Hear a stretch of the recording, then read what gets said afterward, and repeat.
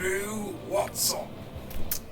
Anyways, today we're playing more Icewind Dale. We are going to this is going to be the start of a new series. I'm super interested in a paladin, not a new fundamental series, a new class, specifically a kit. So I'm super interested in how a paladin does in SHEL1I runs. SHEL1I being solo Heart of Fury experience level 1, meaning fresh character creation, Ironman runs.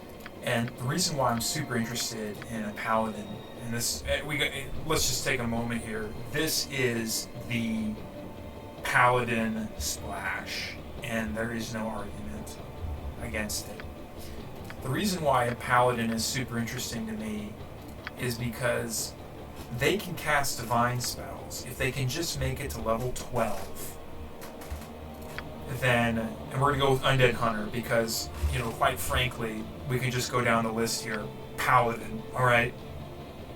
What does this dude get? Can he do a SHEL1I run? Alright?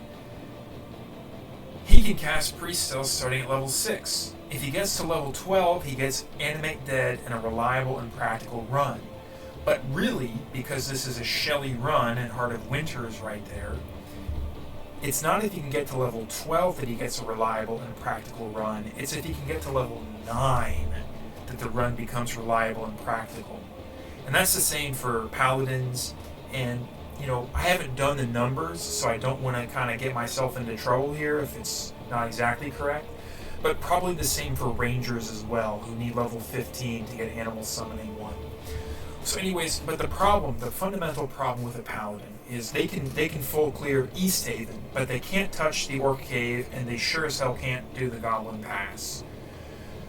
So they're not getting into Kuldahar with that 330, 350k experience that is going to let them go straight to Heart of Winter if they want, or go, onto the Vale of Shadows, because if you can clear the Goblin Pass, you can probably clear the Vale of Shadows. So what this means for a paladin, what this means for a cavalier, who gets bonuses against demons, devils, dragons, and wyverns, none of which are major enemies in Icewind Dale. Also, we don't really care about the rest of this stuff, and this is a big disadvantage in a SHEL1I run. Not being able to use ranged weapons, huge disadvantage. Inquisitor, same thing. We don't care that you can cast Dispel Magic at twice the Inquisitor's character level. Dispel Magic doesn't care about the character level in Icewind Dale. It just cares that you hit something with it. And being unable to use Lay on Hands is a death sentence, alright?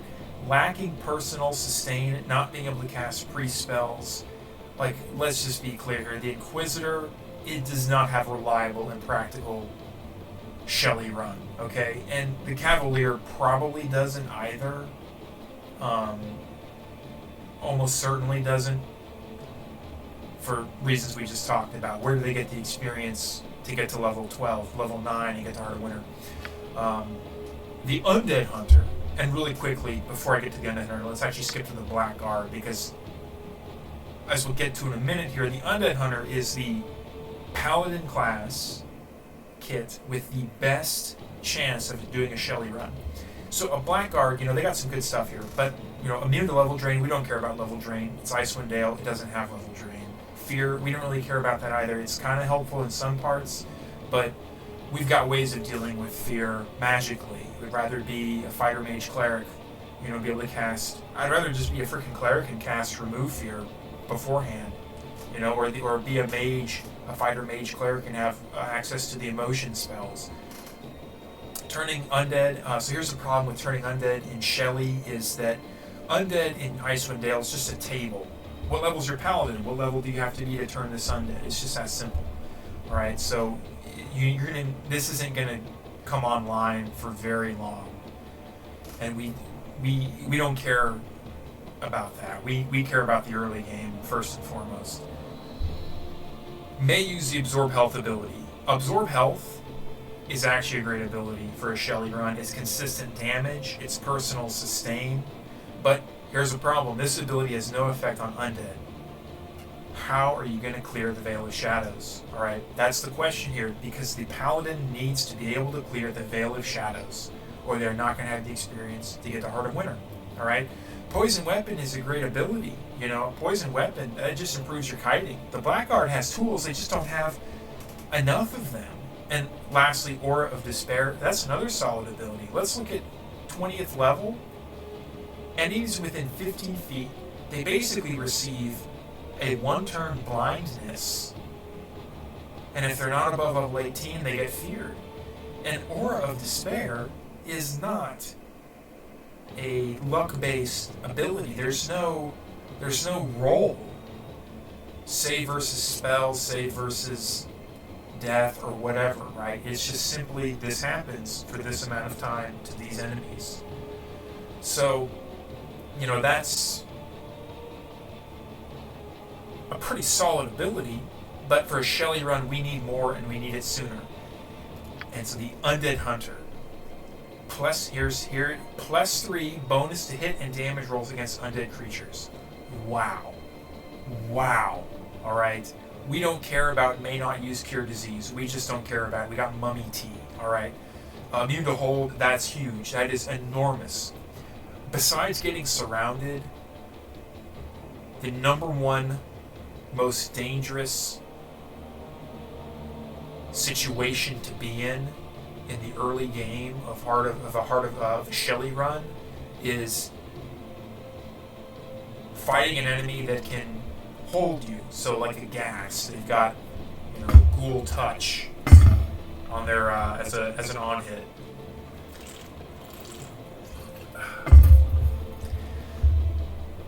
Now, disadvantage, may not use lay on hands. Yeah, that's not great, but we've got sustain in the form of pre-spells that we get at level 6. So we're gonna go ahead and roll up Undead Hunter here, because just with that ability, and he's not going to be all that smart. He doesn't need to be, and you know that's just how it's going to be. Maybe we can reduce his charisma by 1. Charisma. What does charisma even do in Icewind Dale? Probably. I don't think it actually really affects the shot. I think it affects the shot, but it's not the way it is in Baldur's Gate. Icewind Dale is much more of a dungeon crawler. And you know, honestly, I'm just going to roll with that because that's just how it is. Now, as far as proficiencies go, we definitely want long swords. Bastard swords would be nice to have. If we could get Troll Slayer, probably can't, but it's still nice to have. 2-weapon style is just, you know, the power gaming meta in Icewind Dale. Extra APR is huge. Shields are not that great in this game, but we gotta have longbows. If we don't have lay on hands, we gotta have longbows.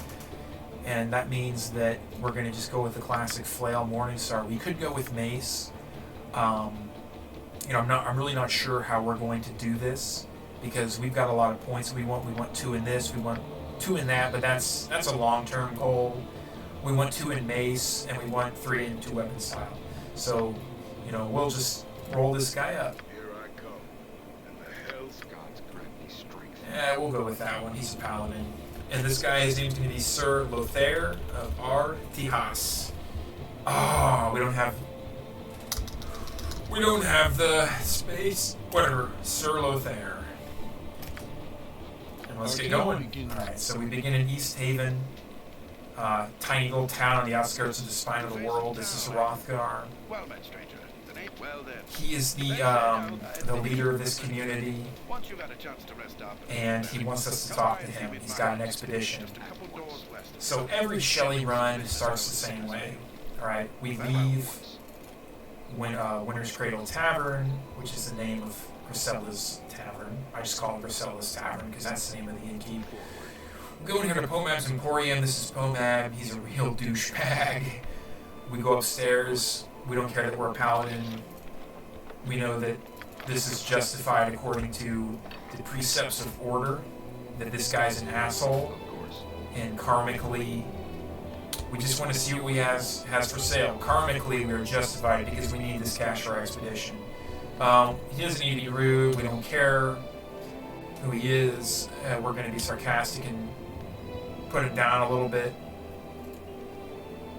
Oh, I see. Your appearance as a lowly shopkeeper is just a clever disguise to throw off any would-be assassins, am I right? Whatever. Can I just buy something, please? sell all this shit. And let's just take a moment here to talk about how screwed the mage is. Look at this. The mage gets 5 spells in the prologue, okay?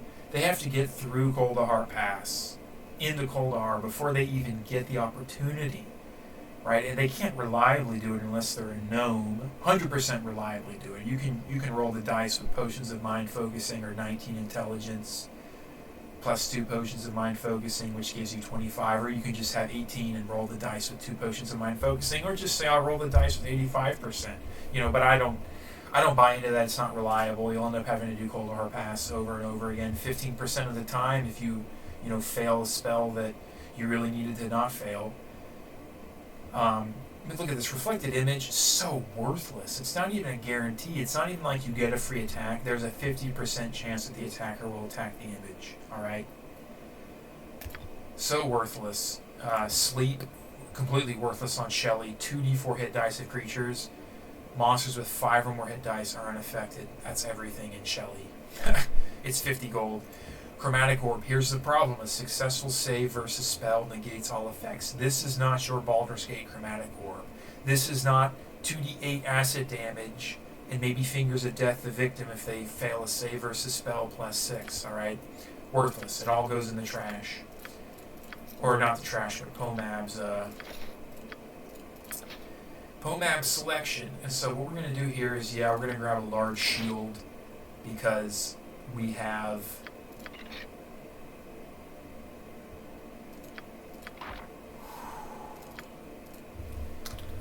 We're going to grab 2 full packs of arrows. We're going to grab a large shield because we don't have 2 weapon style yet. And then let's just go ahead and outfit our paladin, our undead hunter. And so I got a bottle of wine. And I got a bottle of wine because this is just what you do. You go to old Jed in a SHEL1I run. He's an alcoholic who's a fisherman, and he needs wine. If you're smart enough, you can convince him to cut back, but we don't have that intelligence. We've only got 10. I think you need like 15 or something, maybe even higher. I don't remember. I just know that we got to get this guy's 2,400 experience. Hey, nice to meet you. How you doing? Just do without liquor? Is there anything we can do to support? I'm just how grateful. Well, I got some wine with me. Don't drink it all in one place, buddy. Farewell. I've leveled up. Next thing we do is we're going to go up here. We're going to talk to this fisherman named Jonan. He is a little bit pensive. At this moment, he seems preoccupied. They usually fade. He's having dreams. We're going to ask him about his dreams. They're kind of bothering him. He's dreaming about this woman. And I believe that she can't speak. Like, he can't understand what she's saying, and it kind of disturbs him because she seems kind of like a magic woman. And the magic woman is over here. We should keep walking. We're going to go down this little ramp, and here she is. Here's the magic woman. Her name is Strange Blue-Skinned Woman. No, it's actually Elysia. That song, are you the woman that Jonan sees in his dreams? Jonan? Yes, Jonan, you are the woman from his dreams, aren't you? Yes. Yes, have your eyes fallen upon him? Do you know where it is he walks? Yes, I spoke to him recently. He sees you in his dreams, but he doesn't know what you want of him. What do you want? And so she loves the guy. She has a gift for him. A little bit of plot here. Jonan is descended from this hero named Ihonin. Ihonin was this guy that basically killed the boss of Heart of Winter, Akasarat. He might have also killed her mate. I don't really remember. But I think it was her, actually. He stabbed her in the heart, and that's the shattered blade of Ihonin. She actually slumbers. Her corpse is somewhere in this lake, ostensibly. And Elysia is giving you the shattered. It's shattered. It's broken in half. She's giving you, like, the hilt, and if you do this quest the nice way, right, you can tell Jonan, oh, she's trying to get you, bro. She's trying to bait you, man. You need to give your possessions to me. I'll see that they're taken care of. You will get some experience, but you will miss on the opportunity to get twice the experience because you go back to talk to Elysia and tell her, hey, I did the good thing. Can't do that if you did the bad thing. And then you'll also see Jonan later on in the end game. He'll give you, I think it's a +4 sword, the blade of Ihonin, reforged blade or whatever. So basically telling them, hey dude, she loves you, bro. Yes, that's right. So here, if we look up here, it's the blade your ancestor used against a Kasserat, the last of the White Dragon matriarchs. Kasserat's pretty freaking cool, man. I mean, she's a villain and all, and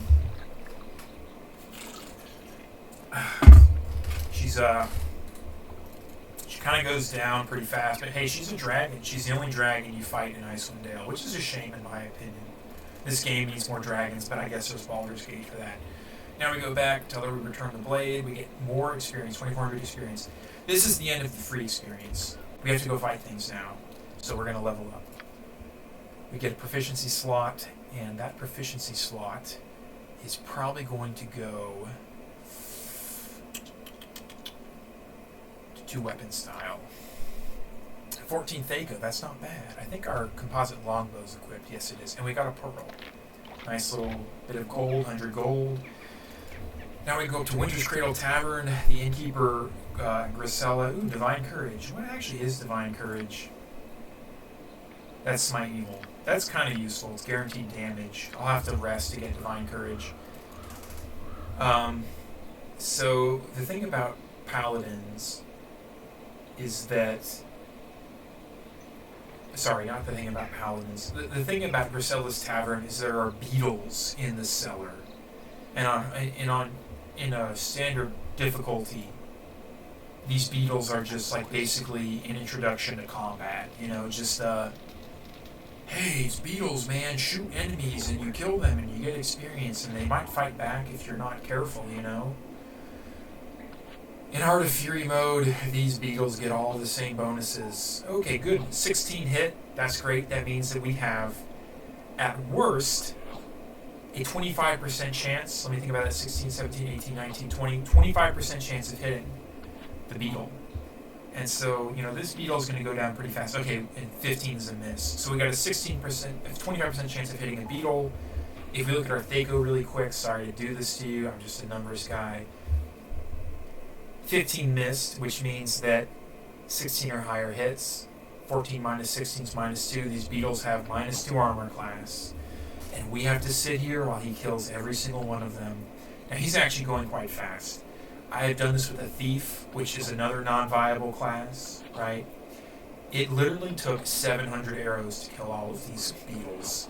It was terrible. He leveled up. We're definitely going to cash in that level up, reduce our Thaco by 1, increase our chance of hitting these guys to 30%.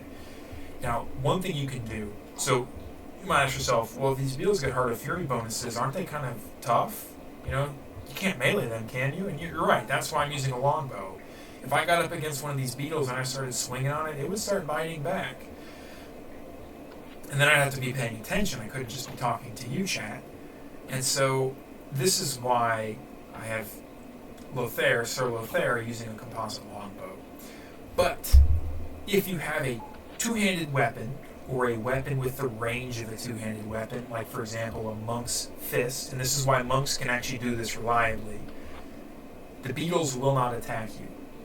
At least I haven't ever seen them attack me. Maybe there's some behavior where they do. Like one time I had something really weird happen when I was doing this with the Beastmaster. We'll get to that run as well. But when I was doing this with the Beastmasters are rangers. They get access to Charm Animal because they're not an archer.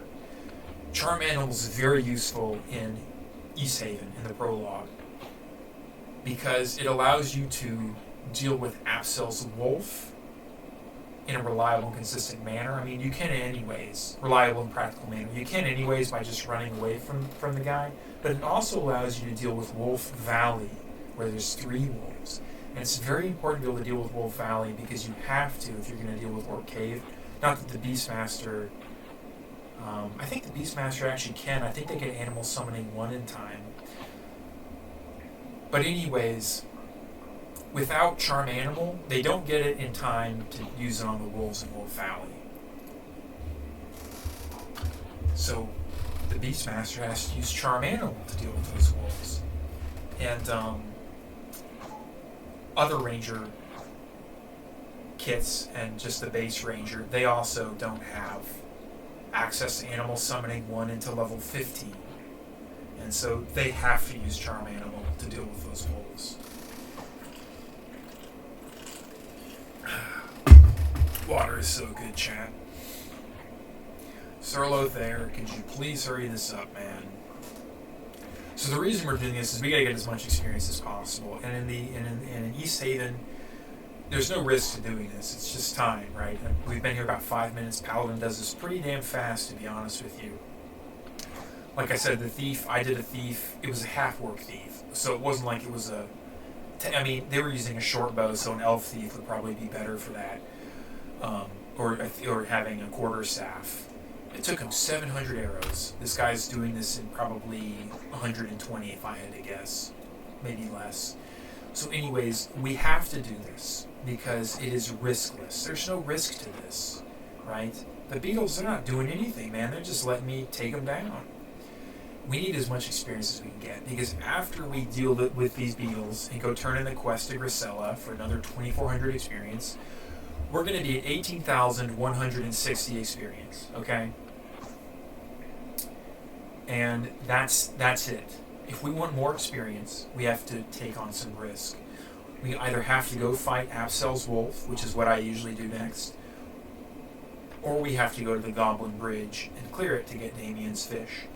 Now, technically, there's a third option here, which is run past the goblins in Goblin Bridge, head right to Wolf Valley, check on the caravan, run right back through Goblin Bridge, run right back through Wolf Valley, run right back through Goblin Bridge, talk to Hrothgar, complete the main story quests, get another 4,800 experience for talking to him. There are times when you get 4,800 experience from talking to him, and there are times when you get 2,400 experience from talking to him. And I'm not sure what the difference is. It might be charisma. I think it might be charisma or intelligence. But anyways, you can get between 4,800 and 7,200 main quest experience just from observing the caravan and then going and turning it into Hrothgar, and he gives you a supply list to go talk to Pomab. Give it to Pomab. That'll get you 2,400 experience. So you could do that, and then you'd leave Easthaven, get to the Kuldahar Pass, have to get through that, and you'd be at 24,000 experience. And if we'll take a look here in a second. I don't want to slow this process down because it's so close to being done. 30% chance to hit these guys, and I'm pretty sure we have 5.5 attacks per round, so pretty fast. Alright, let's go turn this quest into Grisella, and hey, 37 arrows. We use 43. Just like I said. You run out of everything, we're being kind to her, we've already been down there, we get some experience. We leveled up. Alright. So let's take a look at our screen, our character screen once we get outside. And I'm playing with max HP per level up because, good lord, you don't need that additional element of RNG. So 18,000 experience, being above that at 18,160, brings us to level 5, chat. Our saving throws reduce, our Thaco gets reduced by 1, our hit points go up by 14. We need level 6, okay? If we were to do what I had just outlined and go run past the goblins, ignore Absel and his wolf, head straight to Wolf Valley, check on the caravan there, which is all you have to do to advance the story quest, right? Run right back to Easthaven, run right through the goblins, assuming we survive, which, we probably could with protection from evil. We'd have a chance, a decent chance maybe. And run right back to Hrothgar, advance the main story quest, get 4,800 to 7,200 experience. We would reach Kuldahar Pass, where there are over 3 dozen goblins. Okay, there's almost 60. There's more than 60 goblins in that entire pass. All right, that entire area, the clearing and the pass. In just the pass itself, between you and Kuldahar, all right, there is probably, almost certainly, over 3 dozen goblins, and a lot of them have arrows. Alright. Now, you can just run really fast, because they don't all have arrows, and you can just run like the wind, but for an undead hunter that doesn't have speed bonuses, it's, I'm actually going to go rest here really quick just to get my Divine Courage ability. I don't actually remember what that is. I haven't played with the Paladin very much. Right, so we need level 6 because we need pre-spells level 1 because we need Sanctuary to get through the pass reliably. Alright, only a barbarian, only a monk. Those are the only two melee classes, martial classes that I can think of that can get through that pass reliably, right, without the ability to fight their way through it. Because where is Divine Courage? Oh, maybe it's like a passive ability. I'll have to look it up off stream. Alright, so we're going to fight Absel's Wolf. We don't really have anything to help us with that. We're just going to bust this door down and start fighting it. Our Thaco with this bow is minus 12. So, can we fight it? I don't know. We're going to see. It shall be done. A 13's a miss. That's not good. I think it has like minus 3 armor class, maybe a little bit lower. And so we're going to see here why I care so much about, and why, not just I, but why I argue that everyone should care a lot about reliability and practicality in these runs. Because imagine if there was more than a wolf here. Imagine if there was 6 wolves, or a crap ton of goblins, a dozen goblins, you know, or even worse, imagine if it was a dozen skeletons, and all I had was missile damage to deal with them.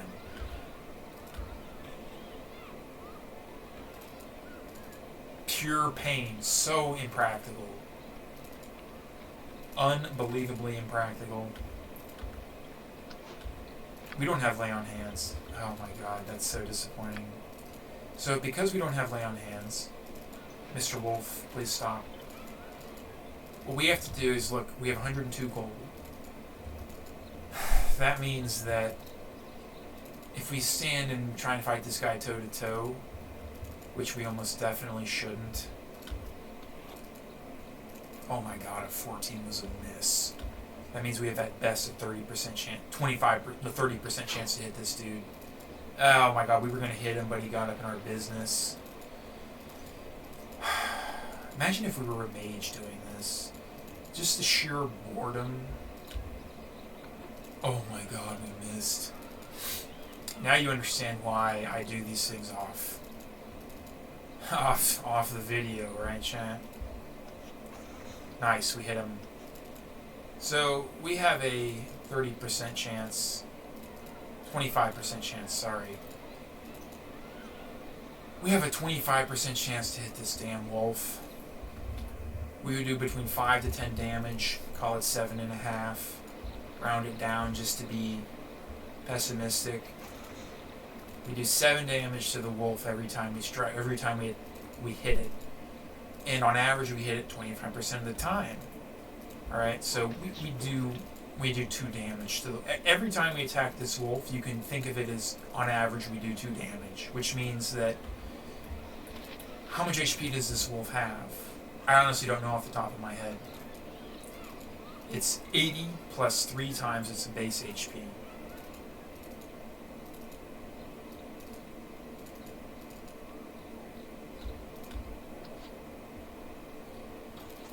And so, if it's 100, that means we gotta shoot 50 arrows at this thing. And we cannot stand in melee combat with this thing. We have the same Thaco with the Morning Star as we do with the composite longbow. Alright? So, we are just best off running and gunning. That thing will savage us. And technically, it's actually better if you run around these structures in a very granular manner. So you see I'm making all these little micro movements, because the enemy pathing really suffers when it has to do that. To victory. Nice, a crit. So the analysis I gave, it's a little bit of an overestimate, because it's not taking into account critical hits dealing double damage. So 5% of the time we deal 4 damage, you know, say it like that. You can incorporate that. So just say every time we attack it, it's on average 2. That was a peak crit. 20 missile damage. That is what we like to see, YouTube. That is what we like to see. This wolf is going down, you know, pretty fast. It's only been like 5 minutes, I think. It's only been like 5 minutes.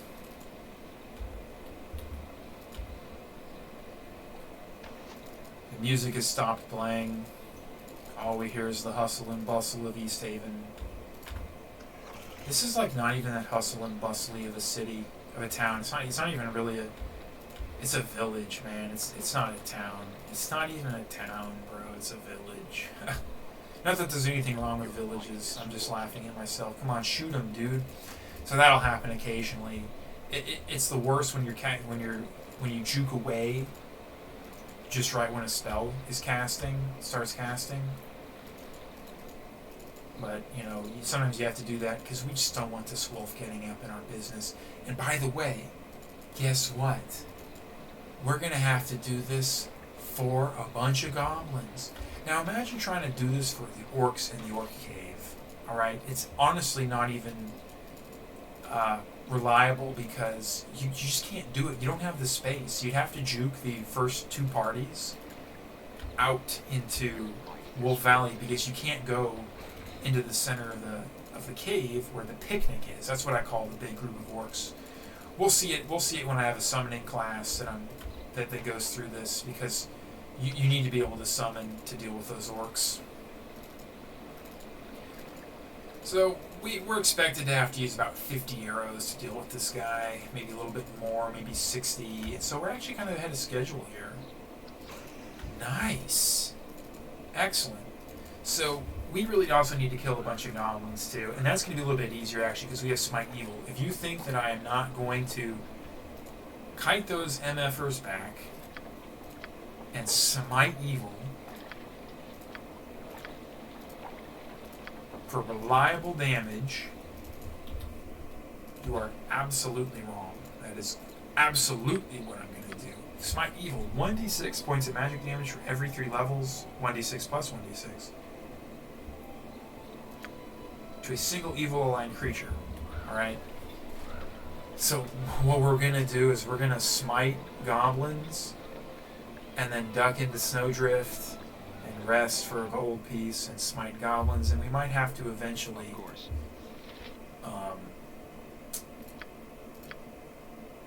why am I doing this? I have Smite Evil. We might have to eventually go heal at the temple. So here we cross this bridge. This leads to I call this area Goblin Bridge because there's a bridge. We cross it. We get to goblins. We meet a boy. His name is Damien. He saw a bunch of monsters. We're gonna deal with these thieving monsters and get his fish back. We have to be very careful. This is a delicate operation. There's 8 goblins in this ravine. We cannot deal with all 8 of them at the same time. So we're gonna pull them one by one. We're not gonna attack that guy because that would cause our character to move. We're just gonna wait here until he gets to us. And when he gets to us, we're going to start firing at him. Nice. Any damage we do to these guys, we have at least a 15% chance of hitting him. So think about it like we do, you know, on average, 1 damage. Oh my god, we missed on a 15. That means at best we have a 25% chance of hitting him. So what we're going to do here is we're just going to go ahead and smite evil. And he takes 8 magic damage. Can we get another shot to this fool's head? We can't, so we're going to run away. We're going to get another shot. I want to see what this guy's Stako is. I think it's -3, something like that. If you look at... Okay. Maybe we can get in one more shot really quick. Okay. So goblins can't come into the Snowdrift, and thank the Lord, because if they could, we would be not able to do this. Alright, so now we're going to leave. Mr. Goblin gets smited again. This time for 7 damage. Good lord. I think I should have... No, I don't, because I'm level 5, so I actually... This is the best I can do, man. Is 1d6 plus 2d6. I deal 2d6 damage. Alright, we go in again. That was a crit. Yeah, so if you look at Legacy of Baal, which is basically inspired by Heart of Fury, even though they, in my opinion, they get rid of the best feature of Heart of Fury, which is the extra experience. This is the only reason you can do this run, is because of all the experience. Imagine if this goblin gave us, you know, 15 experience like it does normally. It just would be a lot less reliable. There would be very few classes that could do this run if that was the case. I'm actually not sure there are any classes that could reliably do this run. Maybe the Totemic Druid could. That's probably the only class that could. Not even Clerics could, because they wouldn't be level 5 at this point. if it weren't for all the beetles in Grisella's cellar. Clerics need 13k experience for level 5, and you only get 9,600 from, you know, the initial quests, Old Jed and Jonan, right? Are you killing Absel's wolf as a cleric? I'm not convinced, chat. I'm not convinced, YouTube. Nice hit. Why am I doing this when I could just be smiting evil? Because I've lost my mind. A 16 is a miss. Oh, Lord. That means we have a 20% chance of hitting this dude. And they have a lot of HP. We can do this. We can smite evil as many times as we have gold, and we've got some more stuff to sell, so, you know. And unfortunately, we're not going to level up until the end of Goblin Bridge, so I don't think level 6 would help. Actually, level 6 would help us. It'd give Smite Evil more damage, and it would reduce our Thaco by 1.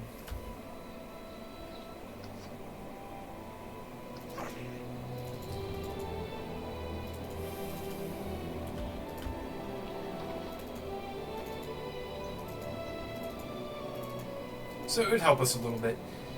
The way that the combat works in this game is it's a D&D 2nd edition, so they've got Thaco and armor class, right? Kind of confusing, but essentially what you do is you roll a 20-sided dice, right? Take that number, subtract it from your Thaco. If it is less than or equal to the opponent's armor class, you successfully hit them. Anything else is a miss. A 1 is also a miss, and a 20 is a hit no matter what. So everyone has at least a 5% chance of hitting any enemy in the game. Of course. And everyone has a 5% chance of missing any enemy. Between that, it's all about your Thaco, right? And it increases in increments of 5 because it's a 20-sided probability distribution. Or a 20, you know, it's 20-sided, 20 elements in the discrete probability distribution. Nice. The goblin is near death. We have to do this 7 more times, Chad.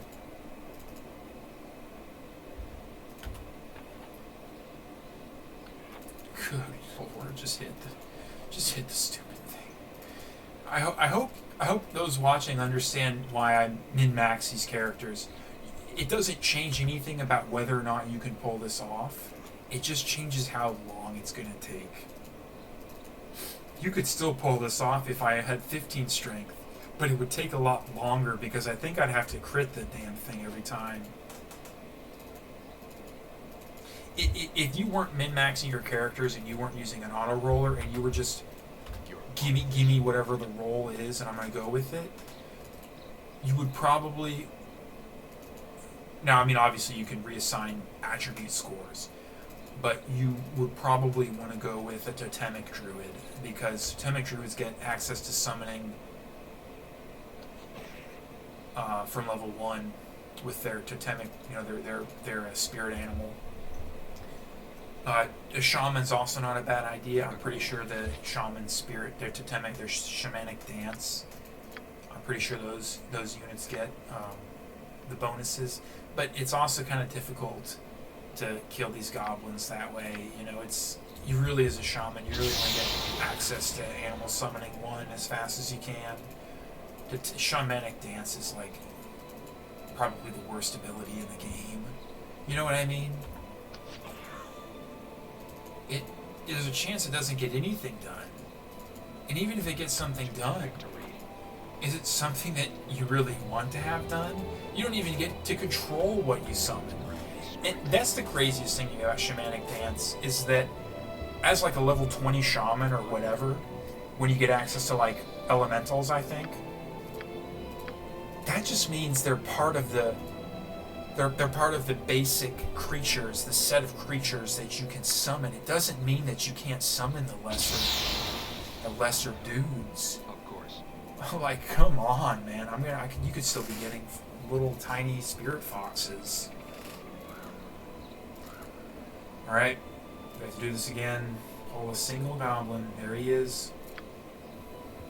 Unpause, he sees us, he's gonna walk over here, we're gonna wait, drink some water, because of auto pause. And fire at this dude. Damien, don't get in my way, buddy. I need to be able to juke this goblin. Come on, squeeze it off. It doesn't even matter. I honestly probably shouldn't even tried. You see 4-4, you get an attack penalty if you're using a ranged weapon and there's a creature in melee attacking you. It's not even worth it. They also get a 2-hit bonus. They get an attack bonus. I know it's tempting to cast Protection from Evil. This is, I think, a really good Protection from Evil. 24 turns. That's really good. That's 240 rounds. That's 240 minutes of real time. That is 4 hours. Right? Each round is 6 seconds. Okay, it's not quite 4 hours. Each round is 6 seconds. Each turn is 10 rounds. So it's 24 minutes of real time where you're protected from evil. You have a bonus, a -2 bonus to your armor class. Remember, this is 2nd edition AD&D, so lower armor class is better against evil against evil characters, right? Which goblins are evil. They're evil little buggers. Don't let his don't let Weenog fool you. Goblins are evil. I think Weenog is evil. You can kill Weenog if you want. He's free experience, but I'm pretty sure he fights back. Orc doesn't even get mad. He's just like, oh, I gotta get another goblin, or another assistant. I can use Detect Evil to answer this question. Did I miss? Visual range of the caster. Are goblins not evil? Are goblins neutral? Did we actually retcon goblins to being neutral? Is that actually what happened? What? That can't be right. It said visual range of the caster. So bizarre.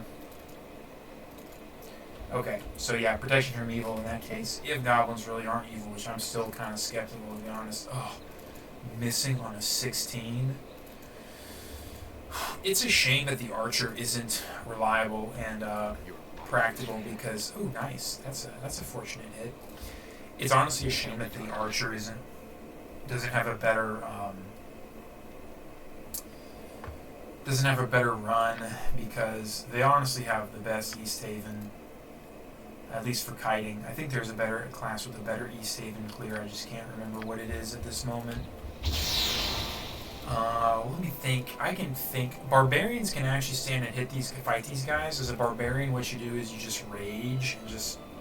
Barbarians, a min-max barbarian can actually 1v3 at this point. I'm not even joking. They literally can. It's actually kind of cool to watch.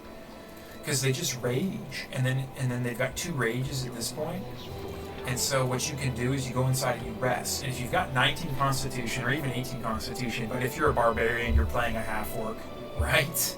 Right? Or you could play a dwarf barbarian, one of the two. I personally prefer half-orc barbarians. I know the dwarf barbarian is probably stronger because of the saves. But honestly, because you're a solo character, your level is skyrocketing on Heart of Fury mode if you've got the ability to fight the enemies, and so you don't really have to worry about saving throws because you don't want to leave things up to chance if you don't have to, right? Like, I'm not gonna get to Trials of the Luremaster and be like, oh, Mr. Beholder, are you gonna end my run here with your Petrify Ray? Nope, I'm casting Protection from Petrification because I'm a Fighter Mage Cleric. That's why I'm in Trials of the Luremaster.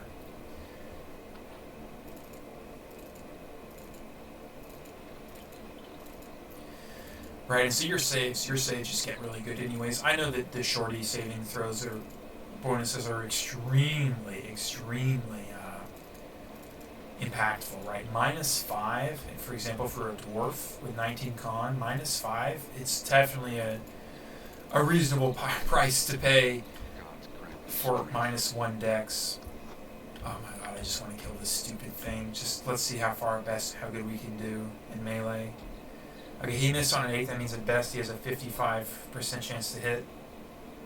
We missed on an 11. We have the same Theka that we do with the composite longbow, so we know what our chance to hit is. It's 20%.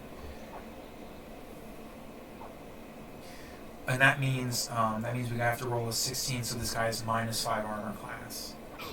Oh, Lord. Crit. Oh, he missed on a 14. That's actually really good for us, because that means at best he has a 25% chance to hit. Blow him up, brother.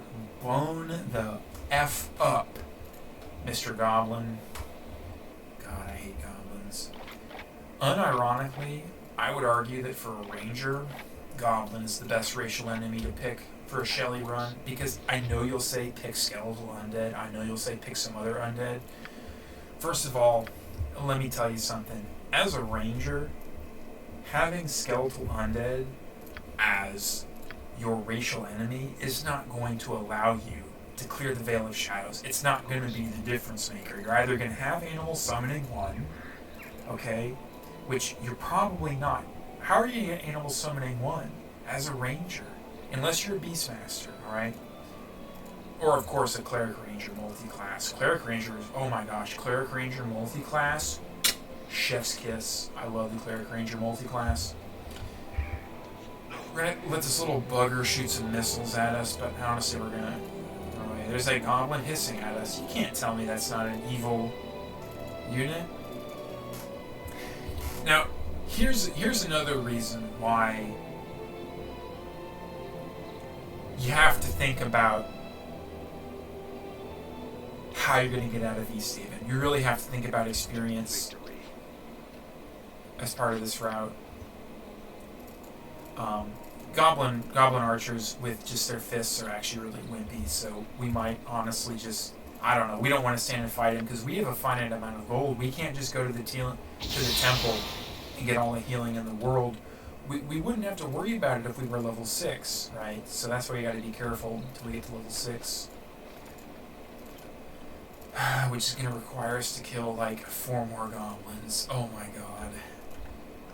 I hate goblins so much. Let's just go inside. Get Smite Evil back.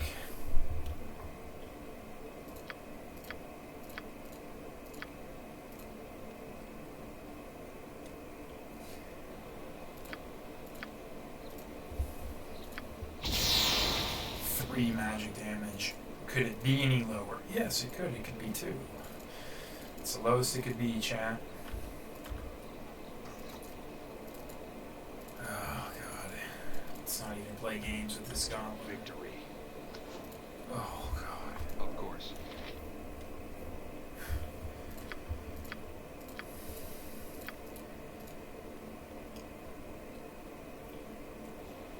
And this is also why... 6, that's better.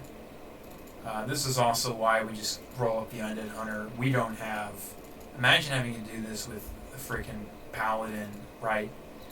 And yeah, the Paladin would be a little better at this because you could melee the goblins, which isn't... doesn't require you to micro around like that because you got lay on hands, so you can just heal whatever damage they do to you with the Snowdrift in. Oh, I hate to see that. Don't you just hate to see it? A 15... That's a miss. Victory. I could be a little better at this. I could be, counting out when a round ends or having auto pause to tell me. That's nice. I love seeing 18 missile damage. It's just really nice when the bar goes down. Ooh.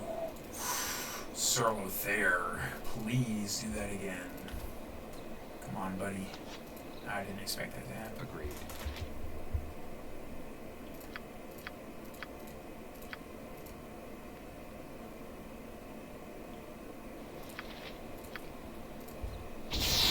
Hit him with the magic smite.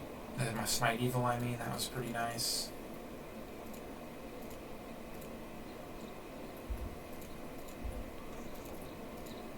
Could you write, not an auto roller, but like an auto Easthaven clearer? Probably could. You could definitely work out the math for this, because your character's travel speed, right? You know, the goblins' travel speed. The tricky part is when the goblin changes direction like that. And then you just basically tell the computer program to fire every 6 seconds and have some model that, you know, here's how far away I am from the goblin, right? Keep this distance from the goblin, you know, implement a controller for that. PID controller or whatever. I learned about those. I have a bachelor's degree in physics and a minor in electrical engineering. And in double E, you learn about PID controllers and control theory. And if you go on to graduate school in control theory, which I didn't, I went to graduate school for computational physics, and so I learned basically how to write fluid equation solvers. If you go into graduate school for control theory, you learn a lot more, you know, optimal control, convex optimization, just like the research grade questions in the field. And then, you know, you leave school and you go into industry, and it's all PID controllers. 80% of it is just implementing a PID controller. I had to implement a PID controller for a robot, and dude, I don't even know what I was thinking, man. That was so long ago. That robot, let me tell you, that PID controller did not work the way it was supposed to. It was terrible. It really was. That's when I realized you're not fit for robotics. You need to just stick to writing fast code. Fast fluid solvers. 10 magic damage, that's pretty nice. I can hear him coming. Come on, chat. Come on, Goblin. What are you doing, man? What are you doing, bro? Wasting my damn time is what you're doing. This is honestly the biggest slog. And imagine doing this in Orc Cave. Let's entertain the notion for the moment that you can either take out the parties at the entrance or just walk past them and run into the picnic in the center cavern and kite that whole host around. And by the way, it's actually going to get larger than just those 3 groups, because there's about, I think, half a dozen more orcs scattered around the circuit that you would need to take. And imagine kiting all those units. First of all, I don't think it would work. I haven't tried it, but I think what would happen is what you'll see. So for example, if I had 2 goblins here, or 3 or 4 goblins, some of them would be lagging back here, or maybe even back here, and they would see, oh, it's faster to go around this way, right? And so they change direction. Imagine if there were 20 goblins. You couldn't do this if there were 20 goblins. Why do you think I didn't pull all 8 goblins, right? You pull them 1 by 1 or 2 by 2 at worst, you know?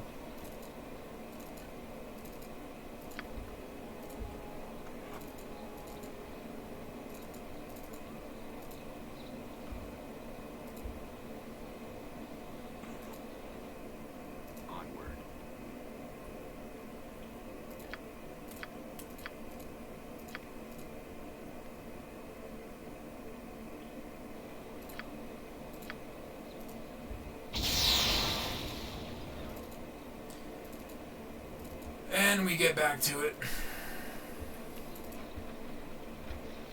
Day 5, hour 21. So think about this. This guy has been doing this for almost a week. Just a week of running around fighting goblins. This is what an adventurer does, chat. YouTube, this is what an adventurer does. They just run around firing arrows at goblins. This is why you hardly see any high-level adventurers. Thank you for shooting that thing in the face. Because they simply probably burn out. You know, or they like, I'm gonna melee these goblins, I'm gonna pull 3 of them, and then they get killed. Goblin Slayer had it right, chat. Goblins are not to be effed with. That's a reason why I like Heart of Fury mode, honestly. After starting doing SHEL1I runs, I don't think I could go back to playing the original game on standard difficulty. I mean, maybe I could. I don't know, I've done some insane runs with a full party, but, you know, I mean, a full party, a full party can be like fun if you like get invested in the characters and you like have like a configuration that you like think is really cool, you know. Like I enjoy paladins, you know. I enjoy having a paladin in a party. You know, I enjoy barbarians. I enjoy having a barbarian in a party, right? Ranger clerics. I love ranger clerics. You do not need to min-max a party in this game on standard difficulty. Even on Heart of Fury difficulty, you don't need to min-max a party. If you're going through the game, you know, like standard game first and then into Heart of Fury after you beat the game, right? You know, that's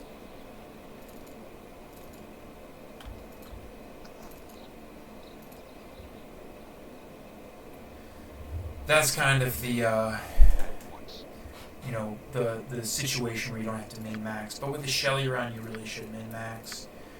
Again, there's classes that can do it. You can do it, not min-max, but imagine if this took twice the time or even 4 times the time, because you're only hitting on a 20, you know? I know, granted, it's goblins. Oh, they are evil, because I can smite them. Thank God for that. Thank Lothair for that. Ilmater, I think, is actually the name of the major deity that you encounter in Icewind Dale. Ilmater is plot relevant. Ilmater, I forget. There's a elf back here. There's some treasure and stuff that we can get in that room, but we're not going to get it. Just checking my experience really quick.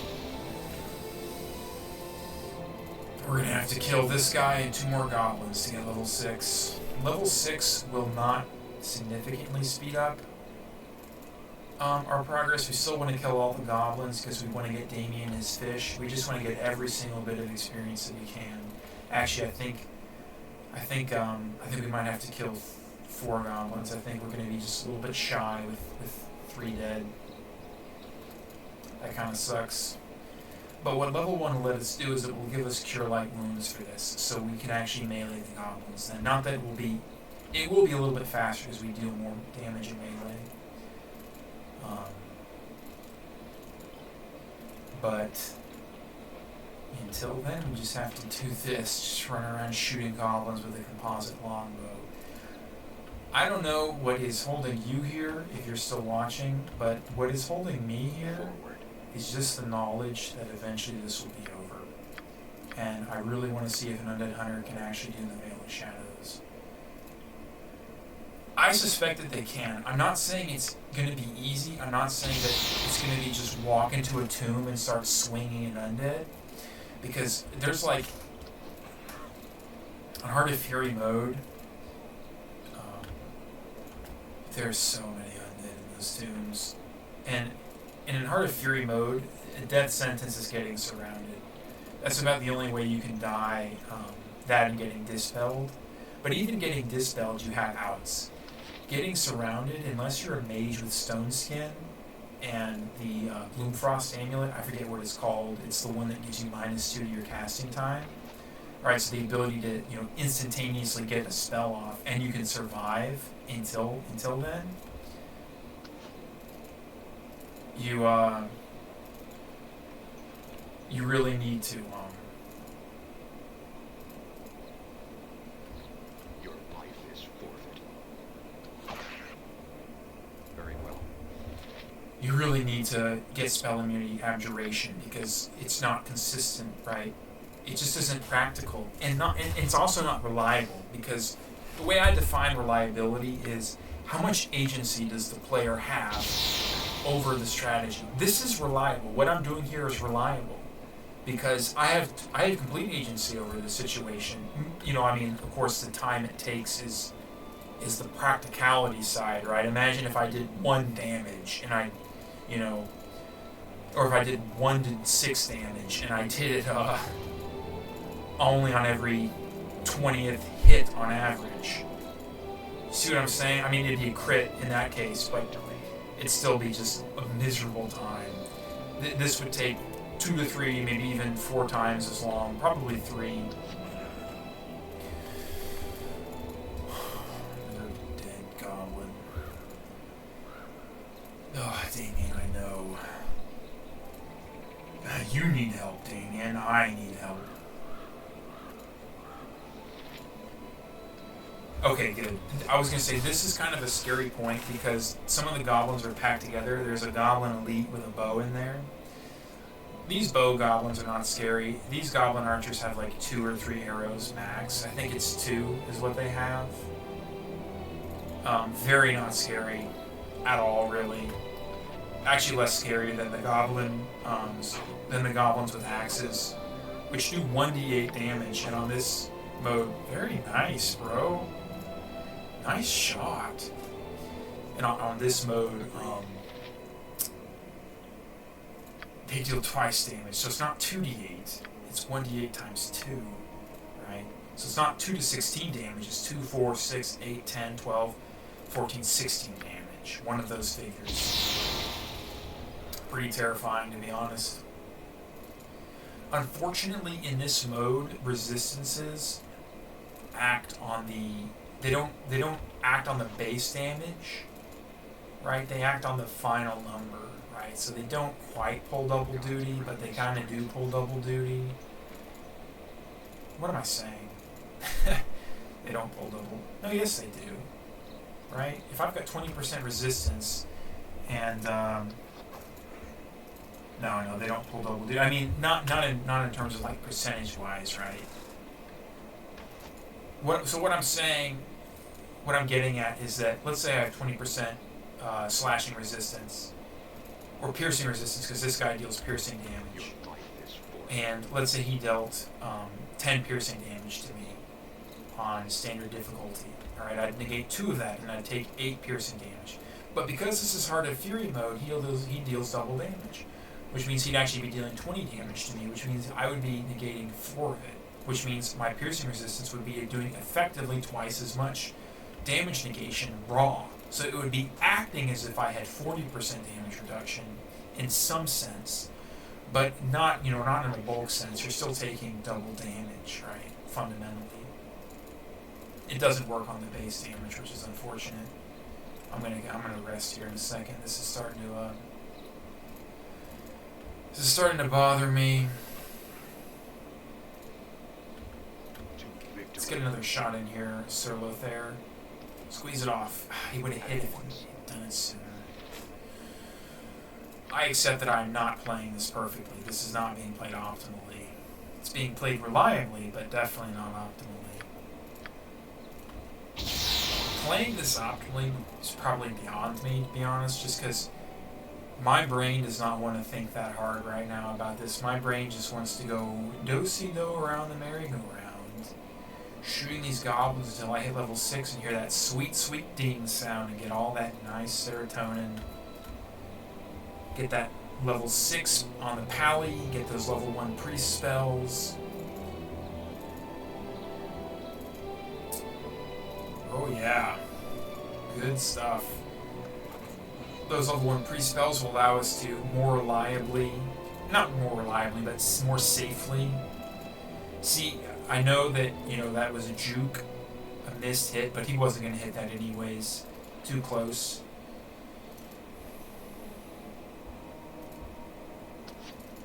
Take the shot, Mickey. Goofy.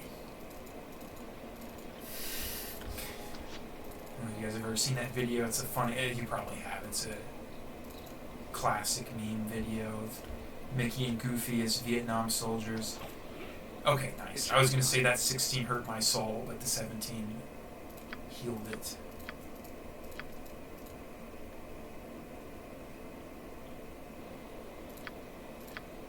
Now we smite this fool.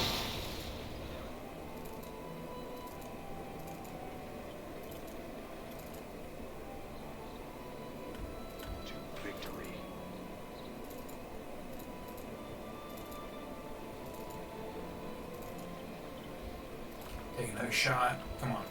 Okay. I didn't see the number before I said come on.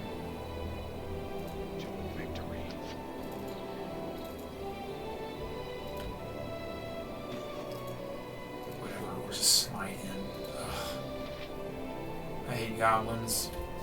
Honestly, I know this might be excruciating to watch. Just skip this, please. You know, if I die here to these goblins, you just don't ever have to watch my videos again. If I died right now with this paladin, honestly, at any point, you should never die to these goblins if you've got, you know, a strategy that you've thought through.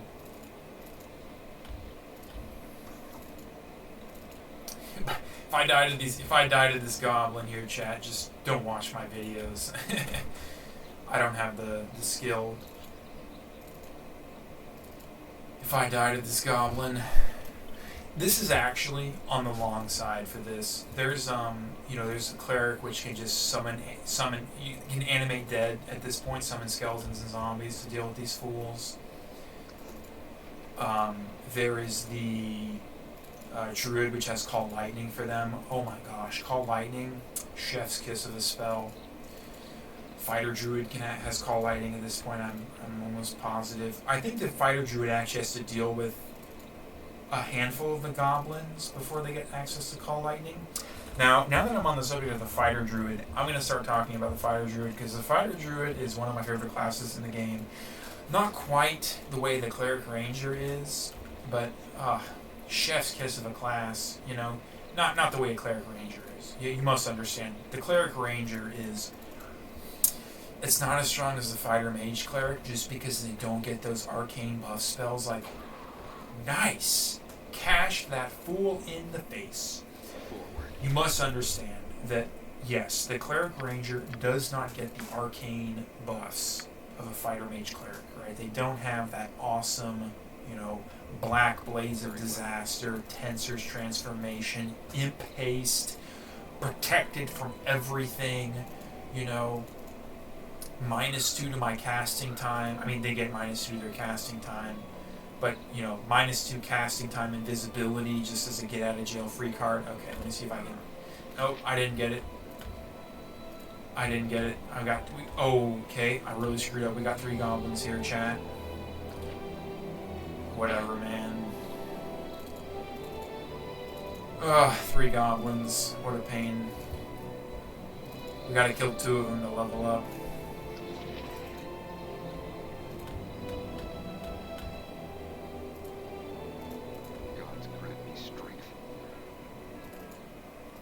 Well, we'll take one more shot at him right here. Nope. At once. Maybe I got in here in time to DI or the other 2. More likely they're standing outside by the time I get out there. Aggro in this game works a little bit weirdly. Okay, they're not.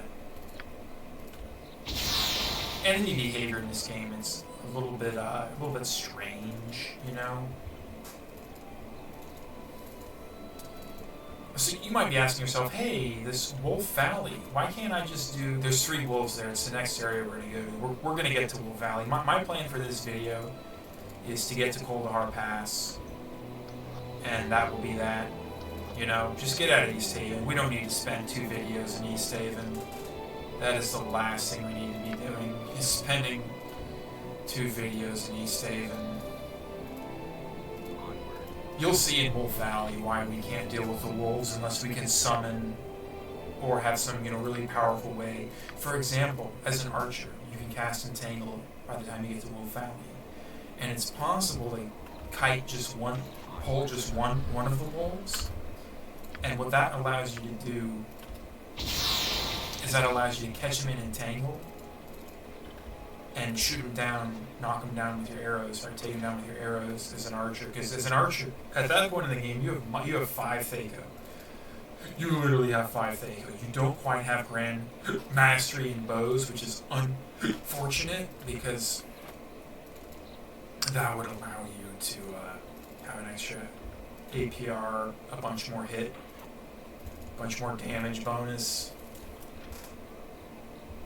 What am I doing? I'm scratching myself.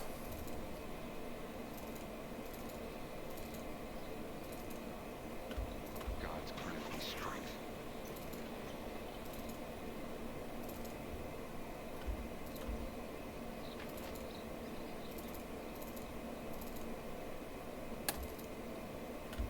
To victory.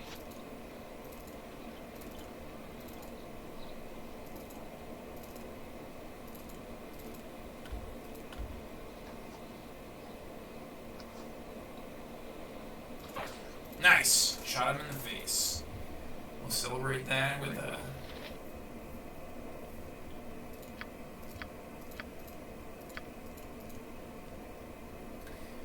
Arrested. Quimby's in. Quimby's like, glad to be of service, sir. Quimby's actually pretty friendly. I like Quimby. He's cool. Don't say anything bad about Quimby, chat. There's no chat. I'm gonna start streaming on Twitch. I think that's what I'm gonna do.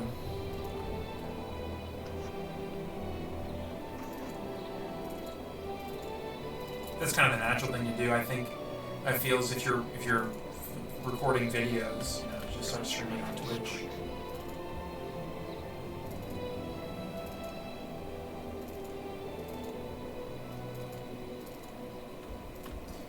Hit him, please. Nice. Does that work every time? Hit him, please. Hit him, please. Dude, what a clown. What a clown. That is some clown. That is like when you hit the round timer at the exact worst moment. It shall be done. You know, just some clown shoes. Some real clown shoes. Oh my gosh. Back to it. Nice. I don't know how many hit points these goblins have. It's at least 100. It's at least 100 if we're being honest with ourselves. Maybe they, in the base game, they might have 12. I could pull up near infinity to check, but I don't feel like it. I don't feel like pausing. I don't feel like it'd be a good viewing experience for me to just keep pausing and leaving it on pause every single, minute to go look at something, or when I'm talking about something, I'll just talk about it while I'm doing it. Speaking of which, the fighter druid, that's what I was talking about last. So yeah, the fighter druid, chef's kiss, not quite the way a cleric ranger is, slightly weaker, I would say, definitely slightly weaker. Oh, absolutely, not even close. Oh yeah, no, cleric ranger is definitely stronger than a fighter druid. But a cleric ranger, so I need to be clear about this. When I'm playing a cleric ranger, when I do cleric ranger runs, I'm doing it with the reverted cleric ranger, with the OG cleric ranger. If you have never played an OG cleric ranger, alright, you really ought to do yourself the favor and find a copy of the original Icewind Dale and do it, or just go into your balder.lua file and change whatever option. You can Google it. There's an option to go back to the OG Cleric Ranger, and what the OG Cleric Ranger is in the original Icewind Dale, there was I don't know if you call it a bug. I think it's just how divine spells worked, right? Where you had access to, normally rangers aren't supposed to get access to druid spells until level 6, and at level 6 a ranger gets access to level 1 druid spells. But a cleric ranger, because they were a cleric and had access to divine spells, and the game looked at it and said, oh, you're a ranger, with access to divine spells, therefore you have access to druid spells, is essentially the logical idea here. Cleric rangers from level 1 had access to druid spells as well. So they were essentially a kind of fighter cleric druid. And not just a fighter cleric druid. Nice. They were a fighter cleric druid that the druid and fighter progression was entangled.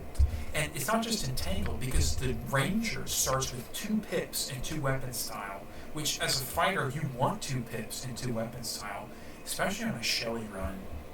You think I want this big ass shield? No, I don't. I want more APR. I'm still only going to hit 5% of the time, pretty much. Nice! But we gotta kill one more. Even killing one more won't accelerate it. It'll just give us cure light wounds, so it'll accelerate it a little bit, because we can just stand there and slap it in with a mace. Morningstar, I mean. Forward.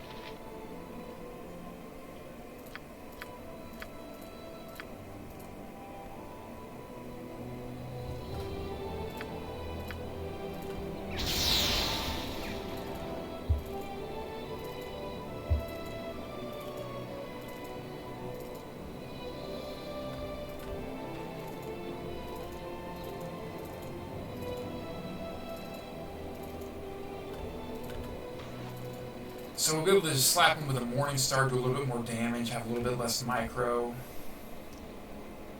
Might see him get chunked. That's always satisfying. That's another reason to play this game. The chunk animation.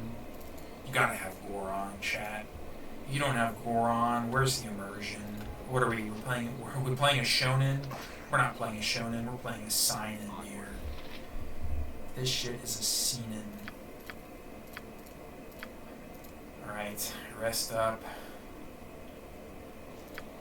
You know the drill. Holy Smite. 9 magic damage, nice. My soul returns. My soul returns. Shoot him, Sir Lothair. Shoot him, Sir Lothair. We're almost done. This is it. The payoff is going to be huge. Mori, the payoff is going to be huge. I used to be able to do a really good Rick. Not a great Rick. But, like, I had to stutter down. You know, Mori. The payoff is going to be huge. But I couldn't do the rest. Morty. That was a funny show. It's a shame Justin Roiland was such a piece of shit. I kind of suspected it. I mean, here's the truth, chat. This is some life tips. If you meet someone and they're like they feel sorry for themselves and like really sorry for themselves, you know, there's a chance that they have some things to be sorry about. So I try not to feel sorry for myself. You know, I'm sitting here playing Icewind Dale, posting this video on YouTube. You know, I wouldn't be able to do that if I didn't have, you know, things in order to some degree, right?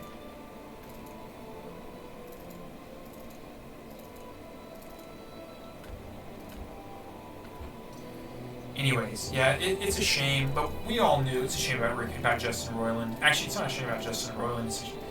Feel sorry for the victims, not the abuser. But we kind of all knew Rick and Morty had a half-life, you know what I'm saying? The fact that it lasted as long as it did and it stayed fresh as long as it did is honestly incredible. I mean, it's a testament to the creative ability of the people behind the show, is what it is, you know?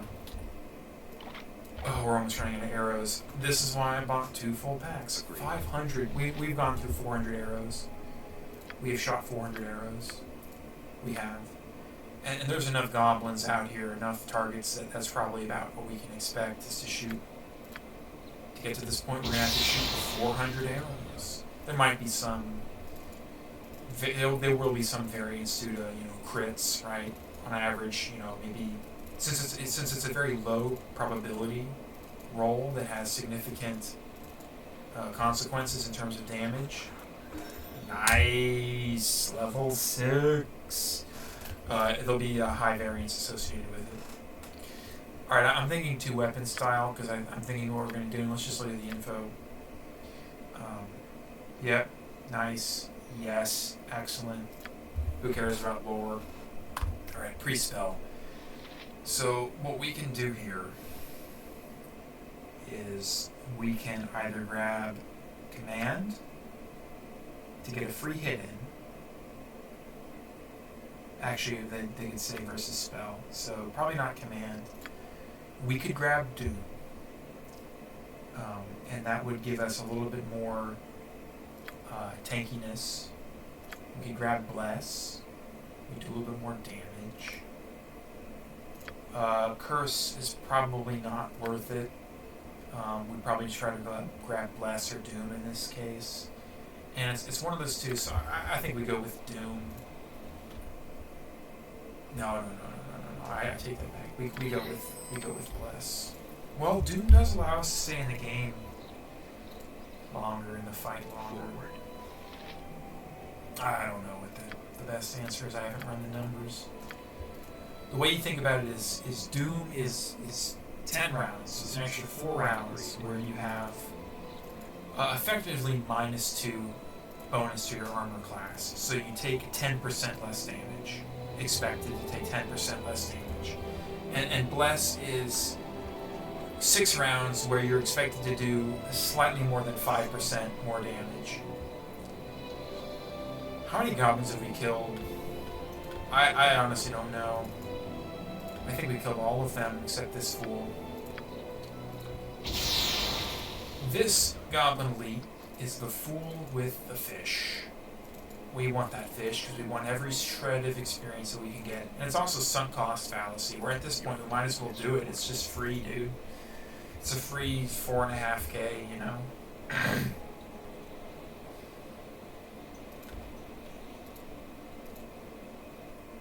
Onward.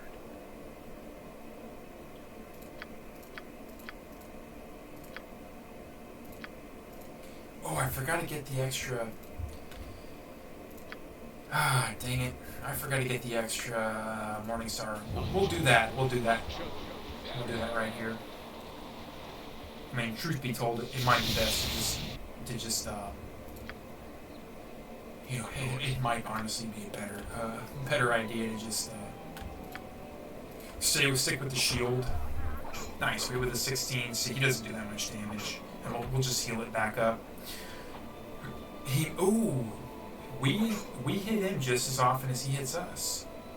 Nominally, of course. I think he gets 2 APR. Depending also, he might have some proficiencies. I don't think he does. It's just a goblin attack. You don't really know how this game works. No one really knows how the Infinity Engine, everything about how it works. You know, there's some weird stuff. Nice, we hit him. That's good. We hit him again. Can we hit him another time? Bless wore off. I don't feel like doing this. Agreed. There's no parry. Ooh, and because we level 6, don't forget, chat, we get an extra 1d6 to our Holy Smite. So we've almost got this dude. He is almost a donezo. Did he heal? Did he heal a little bit? I don't like that. He shouldn't be doing that. That's not good. Now, we gotta be a little bit careful because he does deal double damage, but it's a 1d4. He's just stabbing us with his hands. It's a 1d4. I'm not even sure he can kill us. I think he'll just knock us unconscious. We'll have to get up and run inside. So we're just gonna swing at him until blast wears off.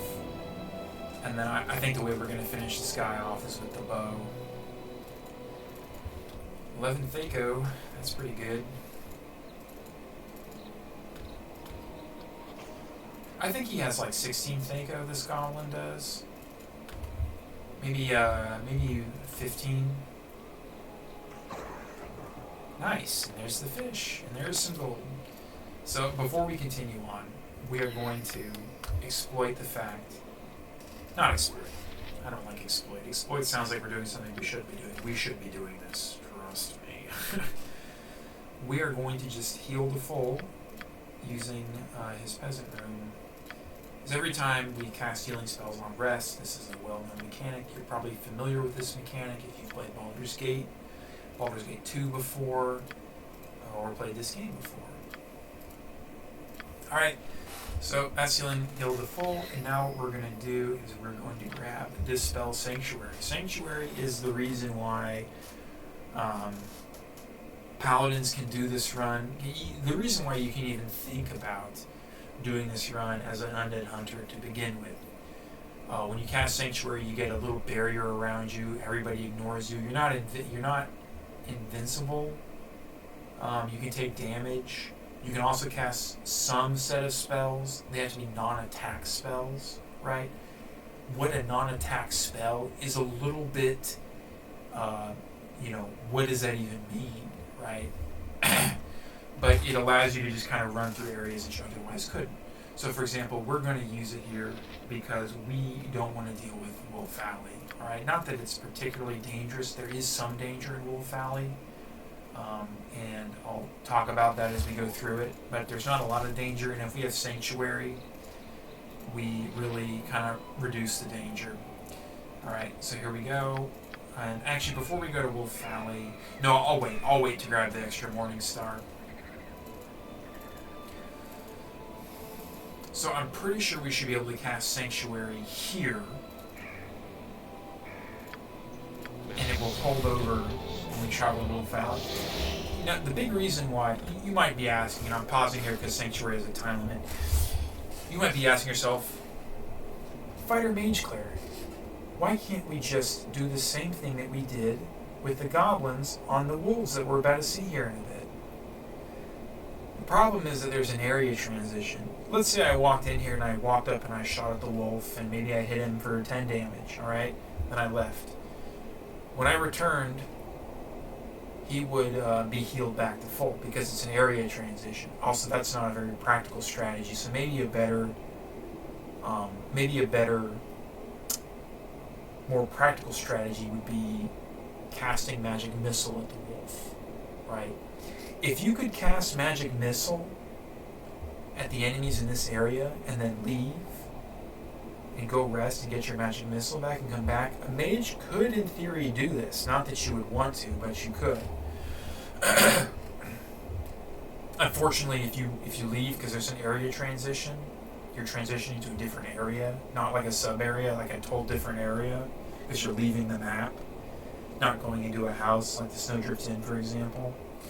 The enemies will heal back to full, and you have to have a way of fighting these wolves. It shall be done. So here we go. There's one wolf. So you see, I pulled this wolf, and there's two other wolves behind him that Heart of Fury adds. So I pulled this wolf by himself. I don't have to go an inch further. I could pull my guy back, for example, and this wolf would disappear.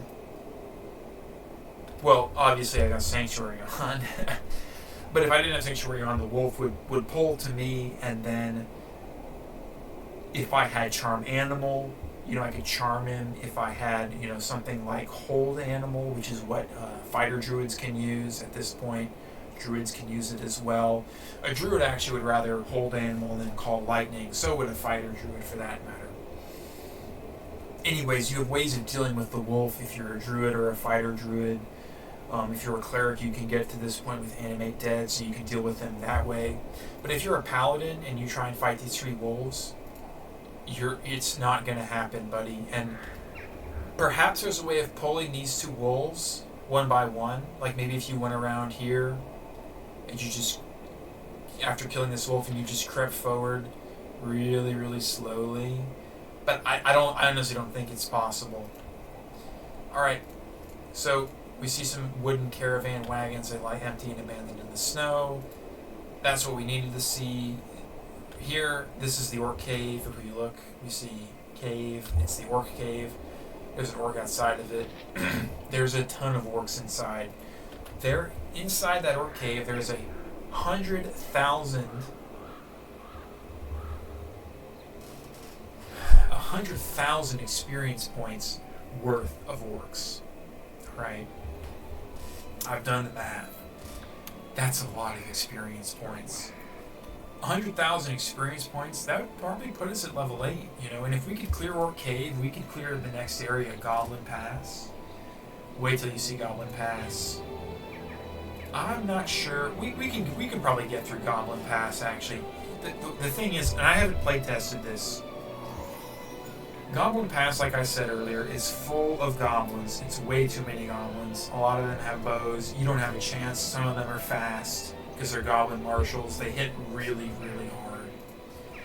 You don't have a chance. Forward. So what we're going to do, our only chance is to cast Sanctuary and just run through it.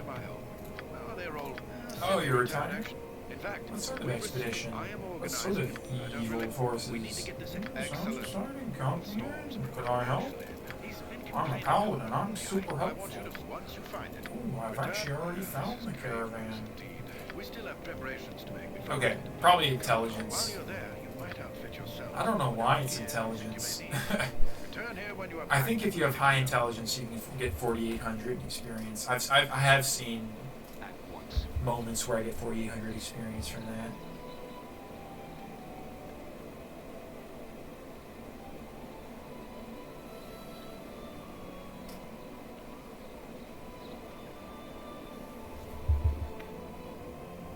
It shall be done.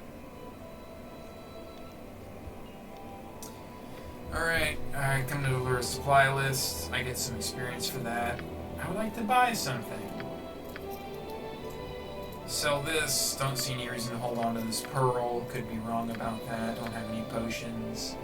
I just want to grab me another Morning Star. I want to grab me some more arrows. Just another 12. Not that I expect to be using all of them, but it's just nice to have them. I might have overreacted there, actually, getting all these arrows. I don't need all these arrows. They just cost 1 gold apiece. Who cares about 1 gold apiece? Now what we're going to go do is we're going to go to rest at Quimby's Inn. So we have 46,840 experience. Of course. For the, for having, not enough intelligence to get the biggest quest reward there, talking to Hrothgar. We've done it. We've full cleared Easthaven. The only more experience we could get is if we could clear Wolf Valley and Orc Cave, which again, we can't. We just can't do it. Of course. It's not reliable or practical. We have to go in there and fight those wolves hand to hand, or try and kite them around the pass. Very unreliable. Because if you get cornered, you might remember, or you could go back and look in the video. If you get cornered, At once. There you are. There's a bunch of corners The in others Orc. are assembling as we speak. Make haste. I just want to make sure I got sanctuary. Okay, I got sanctuary. There you are. All is set. The There's a others bunch are of ways to get assembling cornered in Wolf Valley, So it and was if you that do, the you die. Patchwood militia set off So, for Easthaven, you know, the story bound is for the troubled village of we're Kuldahar, going on this with the expedition, party of strangers, and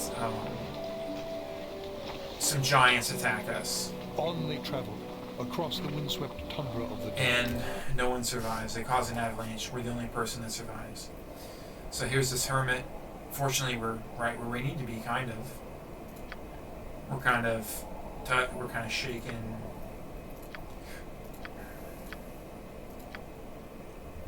So this is Kuldahar Pass, pretty big area. All right, there's a tower around here where there's an ogre that we can get some experience from. Not fighting him, we can't fight him at this point, but we can. He's got a headache, and if we talk to the Archdruid of Kuldahar, Arundel, after we get there and tell him about the ogre, the Archdruid can tell us that, oh, here's what to do for his headache. So what we're going to do is we're going to book it for that broken tower, alright? And we are just going to pray that we get there without pulling any aggro. So, I probably could have... We have less than a minute to get there of real time, so I'm a little bit scared right now. Move. You see all these goblins? It's even freaking worse. Look at this. You can't deal with this. You can't deal with this. I couldn't even deal with this. Or that. Get there. Come on, man. Come on, just get in. Oh my god. So here's Garrett. Of course. We really don't want to fight Garrett. Smash your face. We have to be very careful. This will cause him to fight us. 3 will cause him to fight us. I think 4 we get off. 1 and 2 we continue. He doesn't know, need answered calls, so there's some weird thing going on here. That's kind of the theme, is that there's some weird thing happening in nature. 2 will cause him to attack us, I'm pretty sure, because he says they're making fun of him. 3, obviously. 4, I think we get off scot-free, but we're going to go with 1. And that allows us, see, Sanctuary just, I think we talked to him, that's why Sanctuary wore off. Alright. I don't know if this works, I really don't, I have not tested this. We've got to book it, okay? Very well. We have got to book it because we're going to see all these goblins, alright? And look at this, just look at this chat. Look at this YouTube. It is terrifying. We have no hope, and we're free. We're there. We did it. Boom. fighting their way through the goblin-infested Prologue, SHEL1I prologue is done. Easthaven expedition It at last is came upon a done. small The SHEL1I country prologue is completed.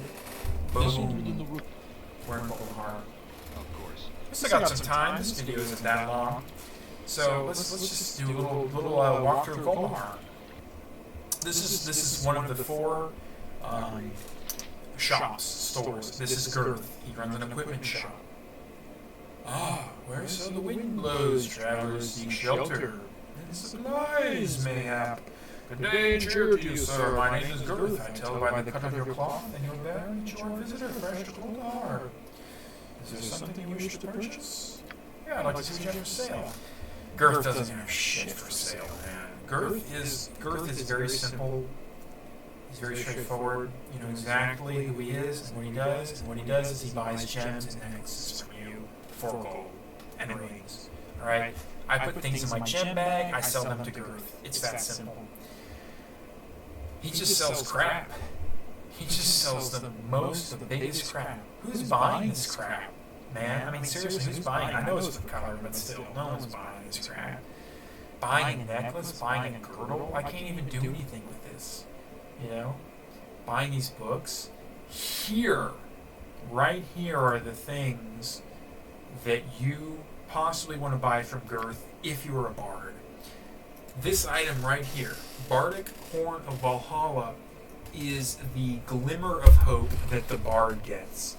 The bard is in the same shoes, actually a worse pair of shoes, to be honest, than the paladin and the ranger. The bard is a martial class who gets access to the ability to cast arcane spells early on, starting at level 2. So if they can get access to level 3 arcane spells and scribe the scroll Monster Summoning 1, then they can reliably and practically, I'm not saying it's, they're going to go through the whole game summoning goblins and orcs, right? But with Monster Summoning 1, you've got summons. You can reliably and practically play the game with your summons. Because summons, I forgot to mention this, why are summons so great? Why do you need summons? Because on Heart of Fury mode, because summons get the Heart of Fury bonuses. They're about the only way in the early game of dealing with enemies reliably. As a cleric, summon your zombies. You get Animate Dead at level 5. Summon your 1d6 zombies and skeletons. Cast Bless on them. Cast Curse on the enemies. Cast Recitation when you get it. Probably don't cast Prayer. I think that one... No, Prayer's fine. It's Chant that's the one that slows you down. Don't cast Chant. Cast Prayer. Cast Chant. Sit back. Profit. As a bard, where is Animal Summoning 1? Monster Summoning 1. I apologize if I've been saying Animal Summoning 1. Monster Summoning 1. Where is Monster Summoning 1? I don't remember exactly. I'm pretty sure it's in Dragon's Eye. So you have to get through Vale of Shadows. A bard is not getting through Vale of Shadows. A bard is probably not even getting through Kuldahar Pass. If we're being honest, a blade might be able to pull it because they get extra movement speed, I'm pretty sure, if they cast Offensive Stance. Don't quote me on that. I might be wrong about that. A jester. What's a jester going to do? Sing at the enemies and just pray that they all get confused? Look, I'm going to be honest. If you're telling me, alright, hey, play a jester because you can get through Kuldahar Pass, you just click the sing button and hope everyone gets confused. I'm going to tell you, I've got to beat Easthaven first as a bard. A bard is like the worst of both worlds in Easthaven when it comes to a mage and a thief. Alright, it's the worst of both worlds. A mage actually can... They do have a reliable method for beating Easthaven. In fact, they have a reliable method for beating... Somewhat reliable. I actually don't want to call it fully reliable. I don't want to mislead you. Let's call it semi-reliable. They actually have a semi-reliable method for beating the entire prologue, including Kuldahar Pass. All those goblins. Yes, in principle, the mage can beat all those goblins. A SHEL1I mage can do it. The way they do it is they have to be lawful evil, and they've picked Find Familiar. The Imp Familiar that the lawful evil characters get has the spell Polymorph Self. They can turn into a mustard jelly. Mustard jellies are immune to normal weapons. Every enemy in the prologue has a normal weapon. So in principle, the mustard jelly clears. The problem is twofold. One, it takes frickin' forever, so it's not practical. And two, it's only semi-reliable because Polymorph Self has an hour duration, alright? See, look at Bardic Horn of Valhalla. Duration, 1 hour. Okay? Not completely reliable. Are you going to sit there microing this damn imp? The mustard jelly doesn't do any damage. Alright? That thing doesn't hit for beans. It doesn't hit for beans, and it's got a melee down every enemy in the prologue, all 300k experience worth of them. It's not happening. So a bard's just gotta kind of, honestly, as a bard, what I would do, I don't think bards can use composite longbows. They can use longbows though. So as a bard, what I would do is, you gotta clear Grisella's tavern. You just have to clear her cellar. You just gotta sit there, tab away while you fire. Make sure you got enough arrows. Come back every 80 arrows or so and see how it's doing, and press the space bar to unpause. And then just run through the pass. Just see if you can do it. I don't know if you can. My suspicion is you can't. You probably don't have enough HP. Probably take too many shots. Yeah. A mage also probably can't make it through the pass, even if they do the same kind of thing, A mage can have Magic Missile. They can have Find Familiar. They can pick 2 spells at the beginning. I think a Specialist Mage can have 3. But the Specialist Mages also cause some spells to become, you're unable to cast them. For example, Illusionists, they have Abjuration as their banned school. That's very important if you're playing, for example, an Illusionist Cleric, the Gnome Cleric Mage, because that means you can't cast Spell Immunity Abjuration. You are not protected from Dispel Magic. A Fighter Mage Cleric just gets to sit down, late game and Spell Immunity, Abjuration, Spell Shield, and and all their buffs, and they're just a force of nature at that point.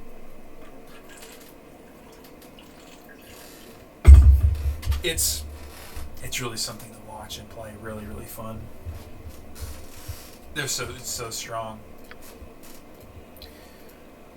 A full kitted Fighter Mage Cleric is so freaking strong. So yeah, if a bard gets here and they get 10k gold, how are they going to get 10k gold? How are they going to get here? They can summon Ogre Berserkers.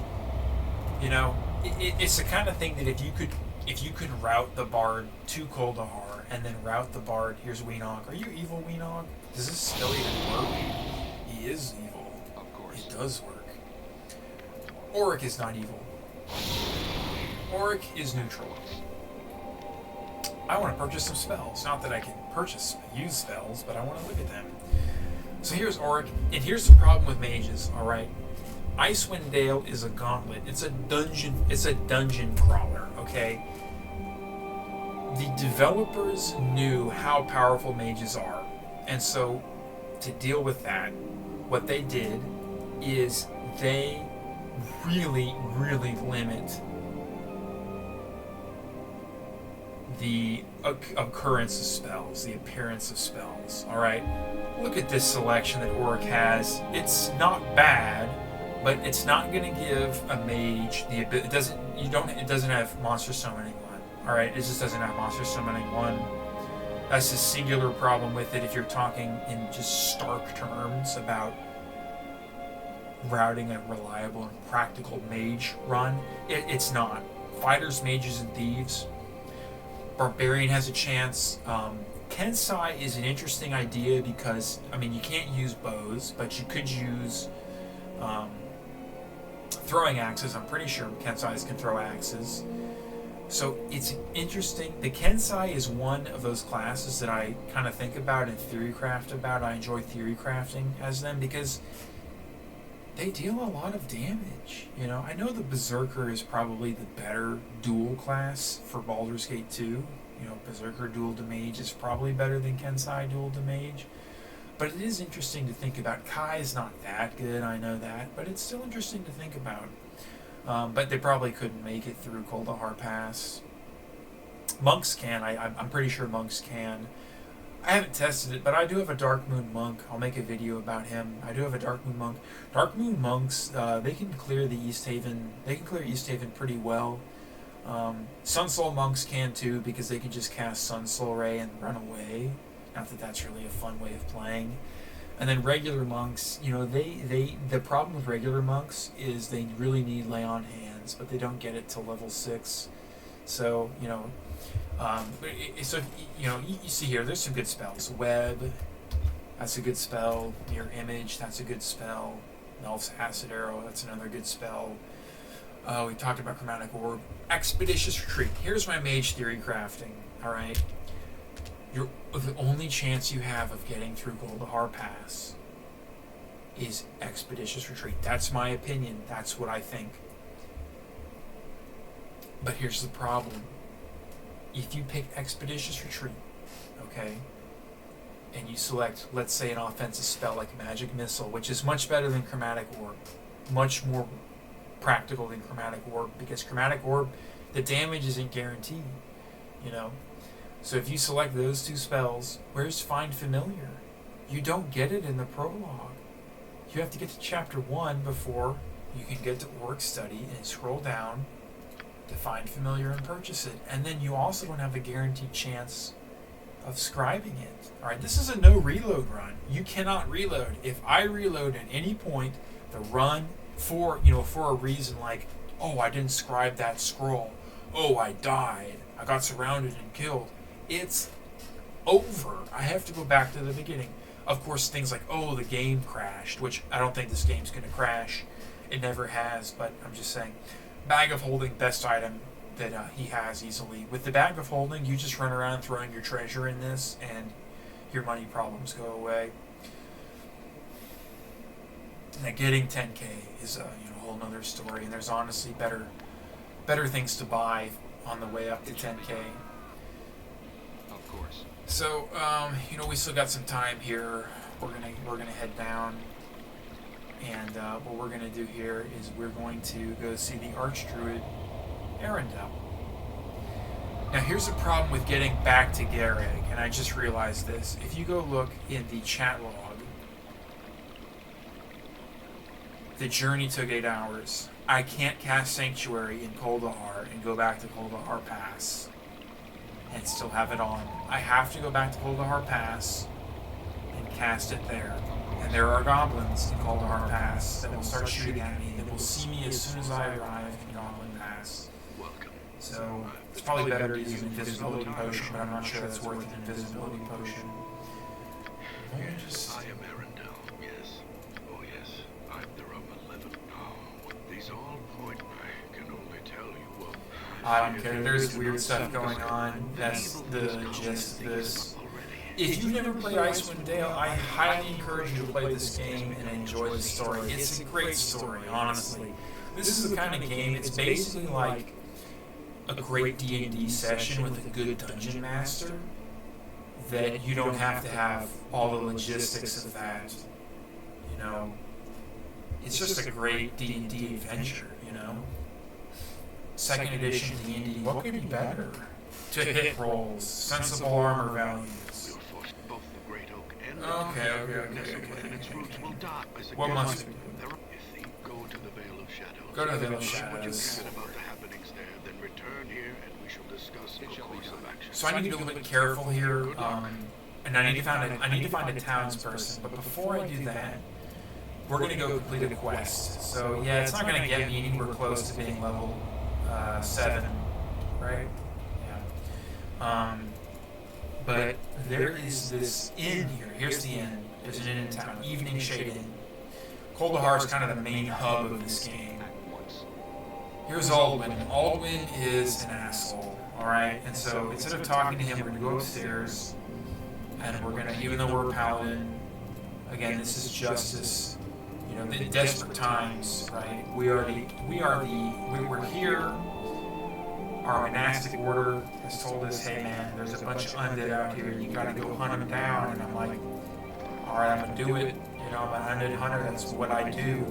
But we can't spare anyone else but you, so you gotta do it by yourself. I'm like, okay, I got it. I'm gonna do it. And so Aldwin is an asshole. And upstairs there's a ring called Edon's Legacy Ring. that the people of Kuldahar, this is the guy that owned this inn beforehand, right? Item is his name, not Alwyn. That the people of Kuldahar should evening fall upon me in my life, you know more. I leave the evening shade to you. Please cover as I did. Enon, last of the line of Kaivon.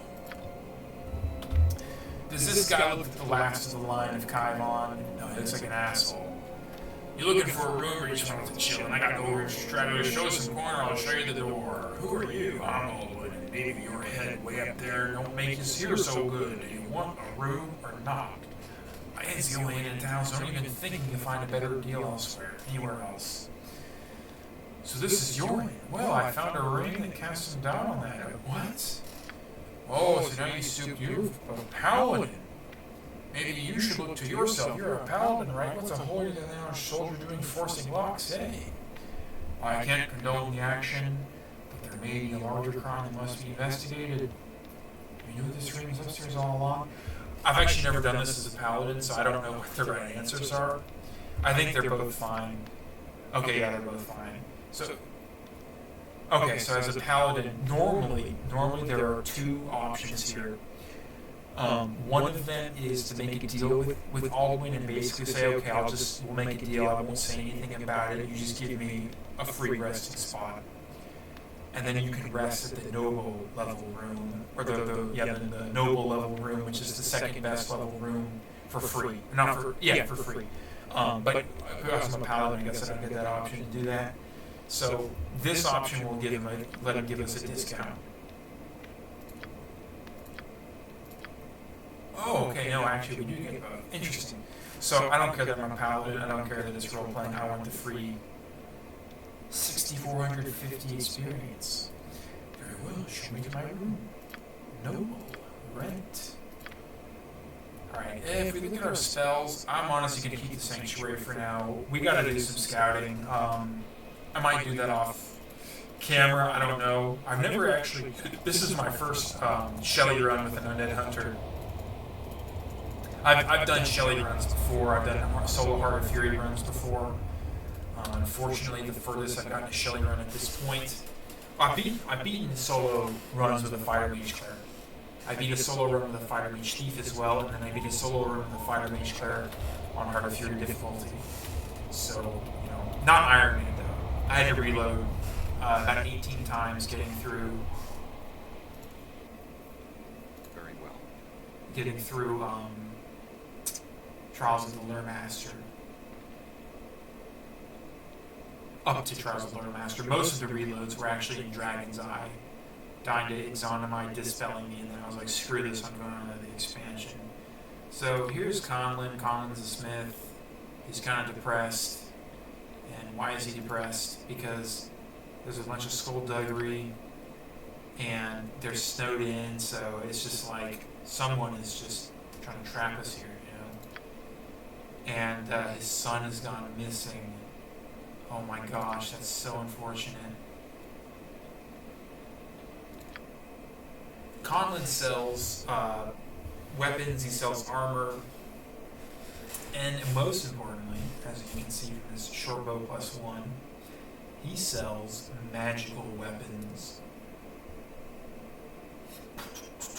I only trust a defender. I'm not a dwarf or gnome or halfling, so I can't use this, unfortunately. Faith Killer, not worth it, too expensive. Giving Star. This is interesting. The Giving Star, here's the problem with the Giving Star. By the time I can afford it, I've got access to draw upon Holy Might.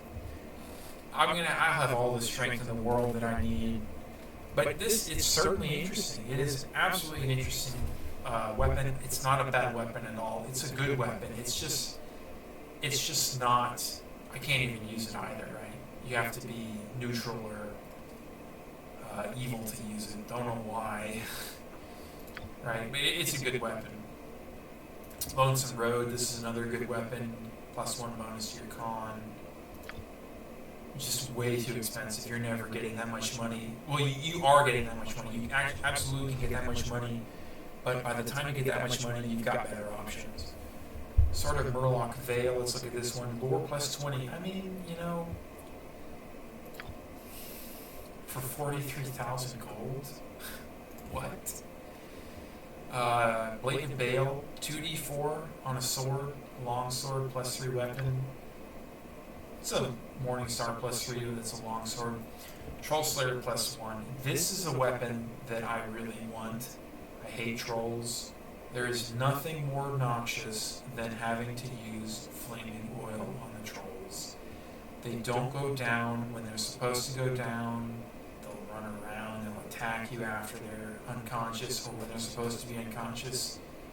It's just so much easier to just use Troll Slayer, but 34,000 gold, you need to go to the come back from Heart of Winter. The best weapon that Conrad sells, hands down, it's not even a competition, is this weapon, the Love of Black Bess. This is a mace, and honestly, I probably should have gone with maces to begin with instead of flails and morning stars. They don't do quite as much damage as a morning star does, but there's a Love of Black Bess right here, although I don't have the money for it.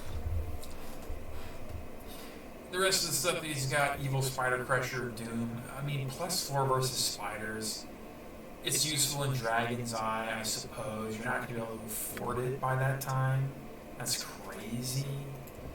Hellpick, it's a Warhammer. It does 1d4 damage base. Like, what? I'm only using a Warhammer if it does elemental damage or gives me extra spells or gives me armor class bonus. I ain't using Hellpick. 30,000 gold, are you crazy?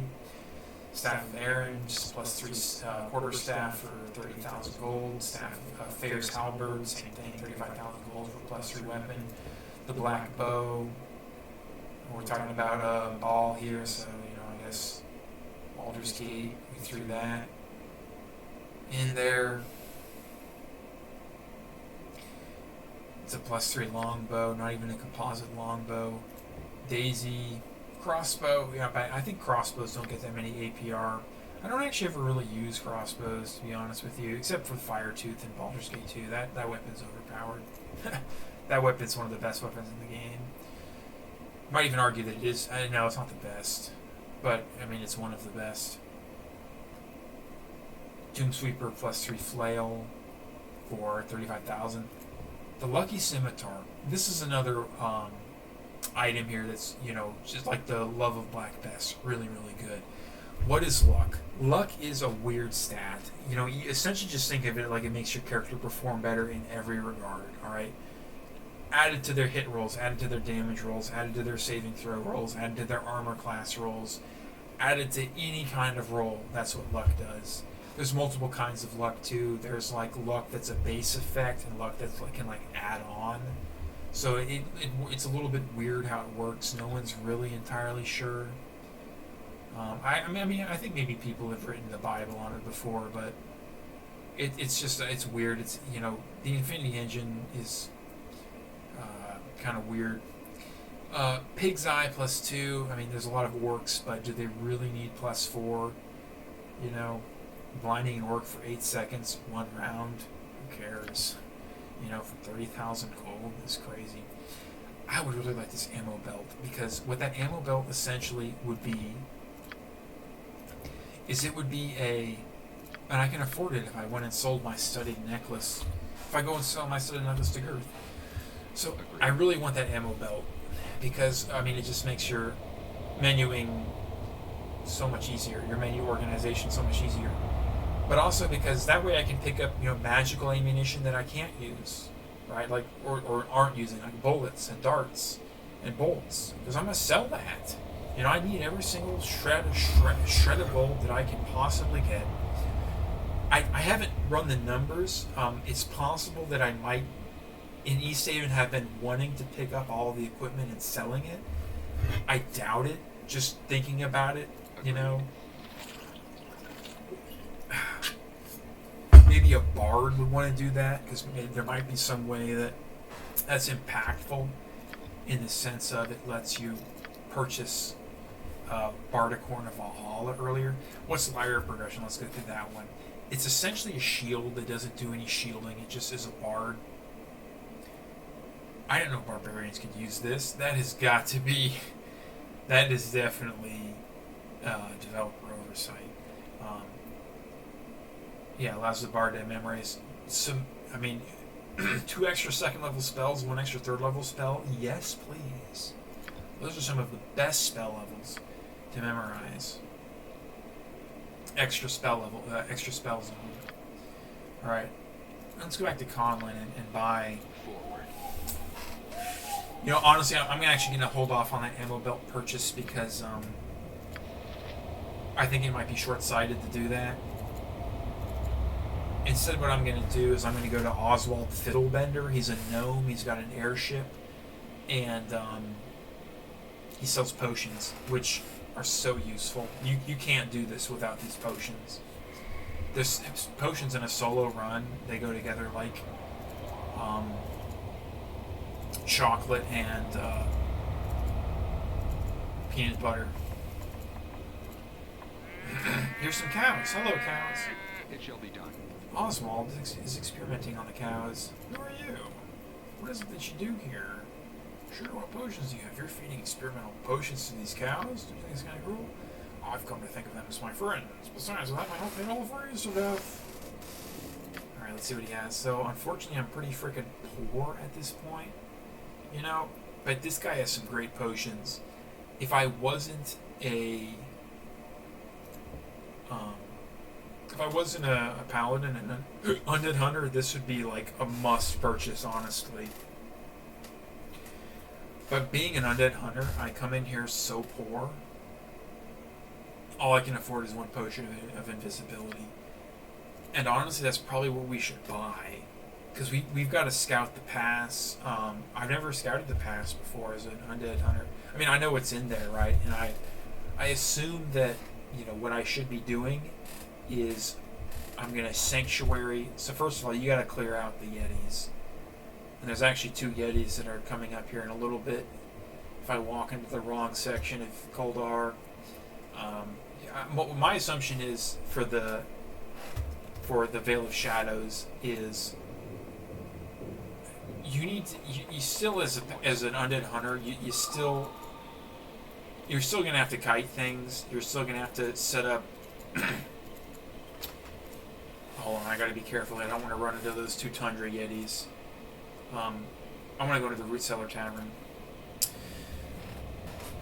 You're still gonna have to be intelligent in the Vale of Shadows as an undead hunter. I'm pretty sure that I can fight undead 1-on-1, 1v1, because I mean it's like I've got a +3 weapon. You know, that's pretty strong at this stage in the game. Even if we're talking about Heart of Fury, like I'd have 8 Thaco. That's crazy good. Do I have any more Thaco? No. It's because I got 18. I got exceptional strength. Yeah, so 8 Thaco. That's good. That's good enough to be practical. But you got to be smart about it. So what I got to do is the Vale of Shadows is full of Yetis, and there's a big central area, basically like where all the Yetis are.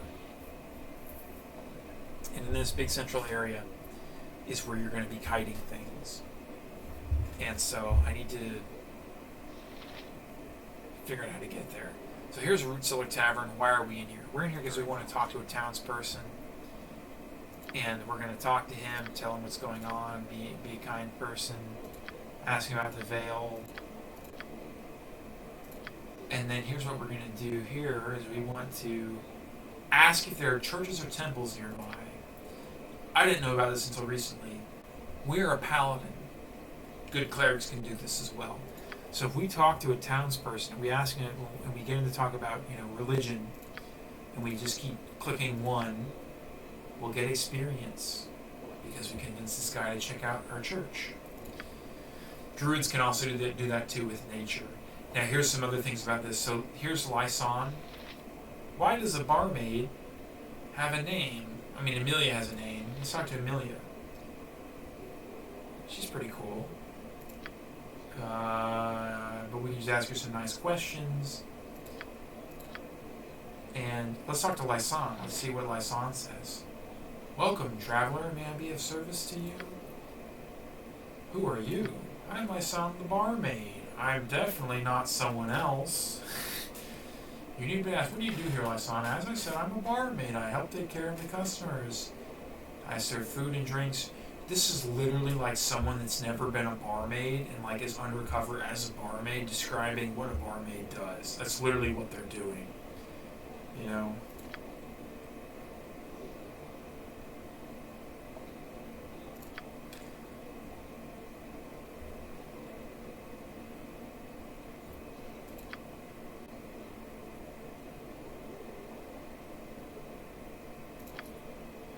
So, long story short, Lysanne is not a barmaid. She's a priestess of Auril, the ice goddess. Auril is, I think, a neutral evil deity.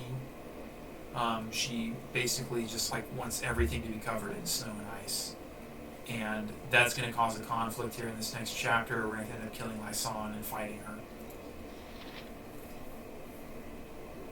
And if after killing her we come back and we talk to Whitcomb, we can get a pretty sweet cloak from her. Or from him, because it used to be Lysanne's. Oh, do you fancy her?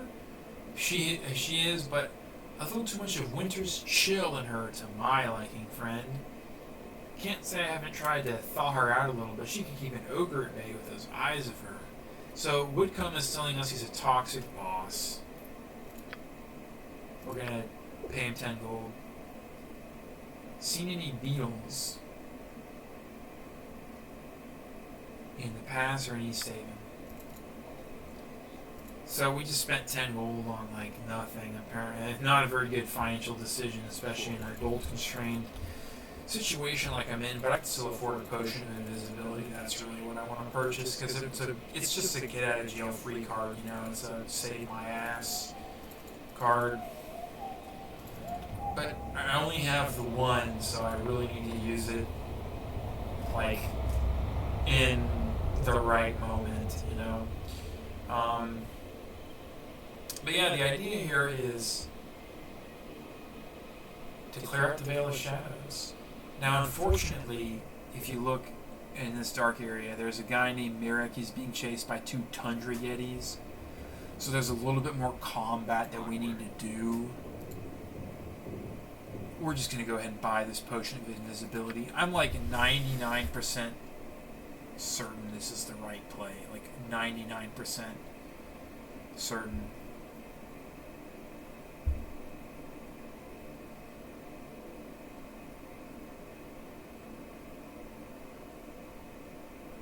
I can't think of anything else that would be good to spend my money on at this point, honestly. There's a lot of potions I want to buy here, but it's really expensive. Yeah, let's just buy it, put it in our hot bar, our quick items bar. Alright, so, you know, I think that's probably a good stopping point. Do I have spells? I have spells. So, we're just going to... We're going to get down and just chill out here. The Potter, there's nothing in here. There's no experience. There's nothing to buy of consequence. Be careful, buddy. Here is Hjolder's house. So this leads to the expansion. If I'm level 9, I can go there. I'm level 6, so I need to figure out a way to get to level 9. And yeah, I think that's going to be it for me for now, for this video. SHEL1I Undead Hunter. Anyways, that's it. Thanks for watching. I really appreciate your viewing. It means a lot to me. It really does. I love getting to share Icewind Dale with with the world. I love this game. I mean, just listen to those tunes. Just listen to that music. It just evokes just being near this great tree in Kuldahar, right? I mean, look at that thing. That thing is huge. What a great tree. And, you know, just it's so atmospheric. The art is beautiful. I mean, just look at this. It's just, you can just feel the chill, you know, but like not like a bad chill, like the chill of like being in like a cozy wood cabin, you know, on like Christmas Vacation or something, right? And it's like chilly, but like you're snuggled up underneath like a really thick layer of blankets and you're just like super comfortable, you know. That's just what Icewind Dale feels like to me. Anyways, I really appreciate it. Make sure to like and subscribe. And if you've got, anything you'd like to say, please leave it in the comments. I look forward to hearing what you have to say and interacting with anyone who's interested in these videos and seeing me continue to make them and who wants to watch them, and I just really appreciate it. Alright, that is it. Signing out.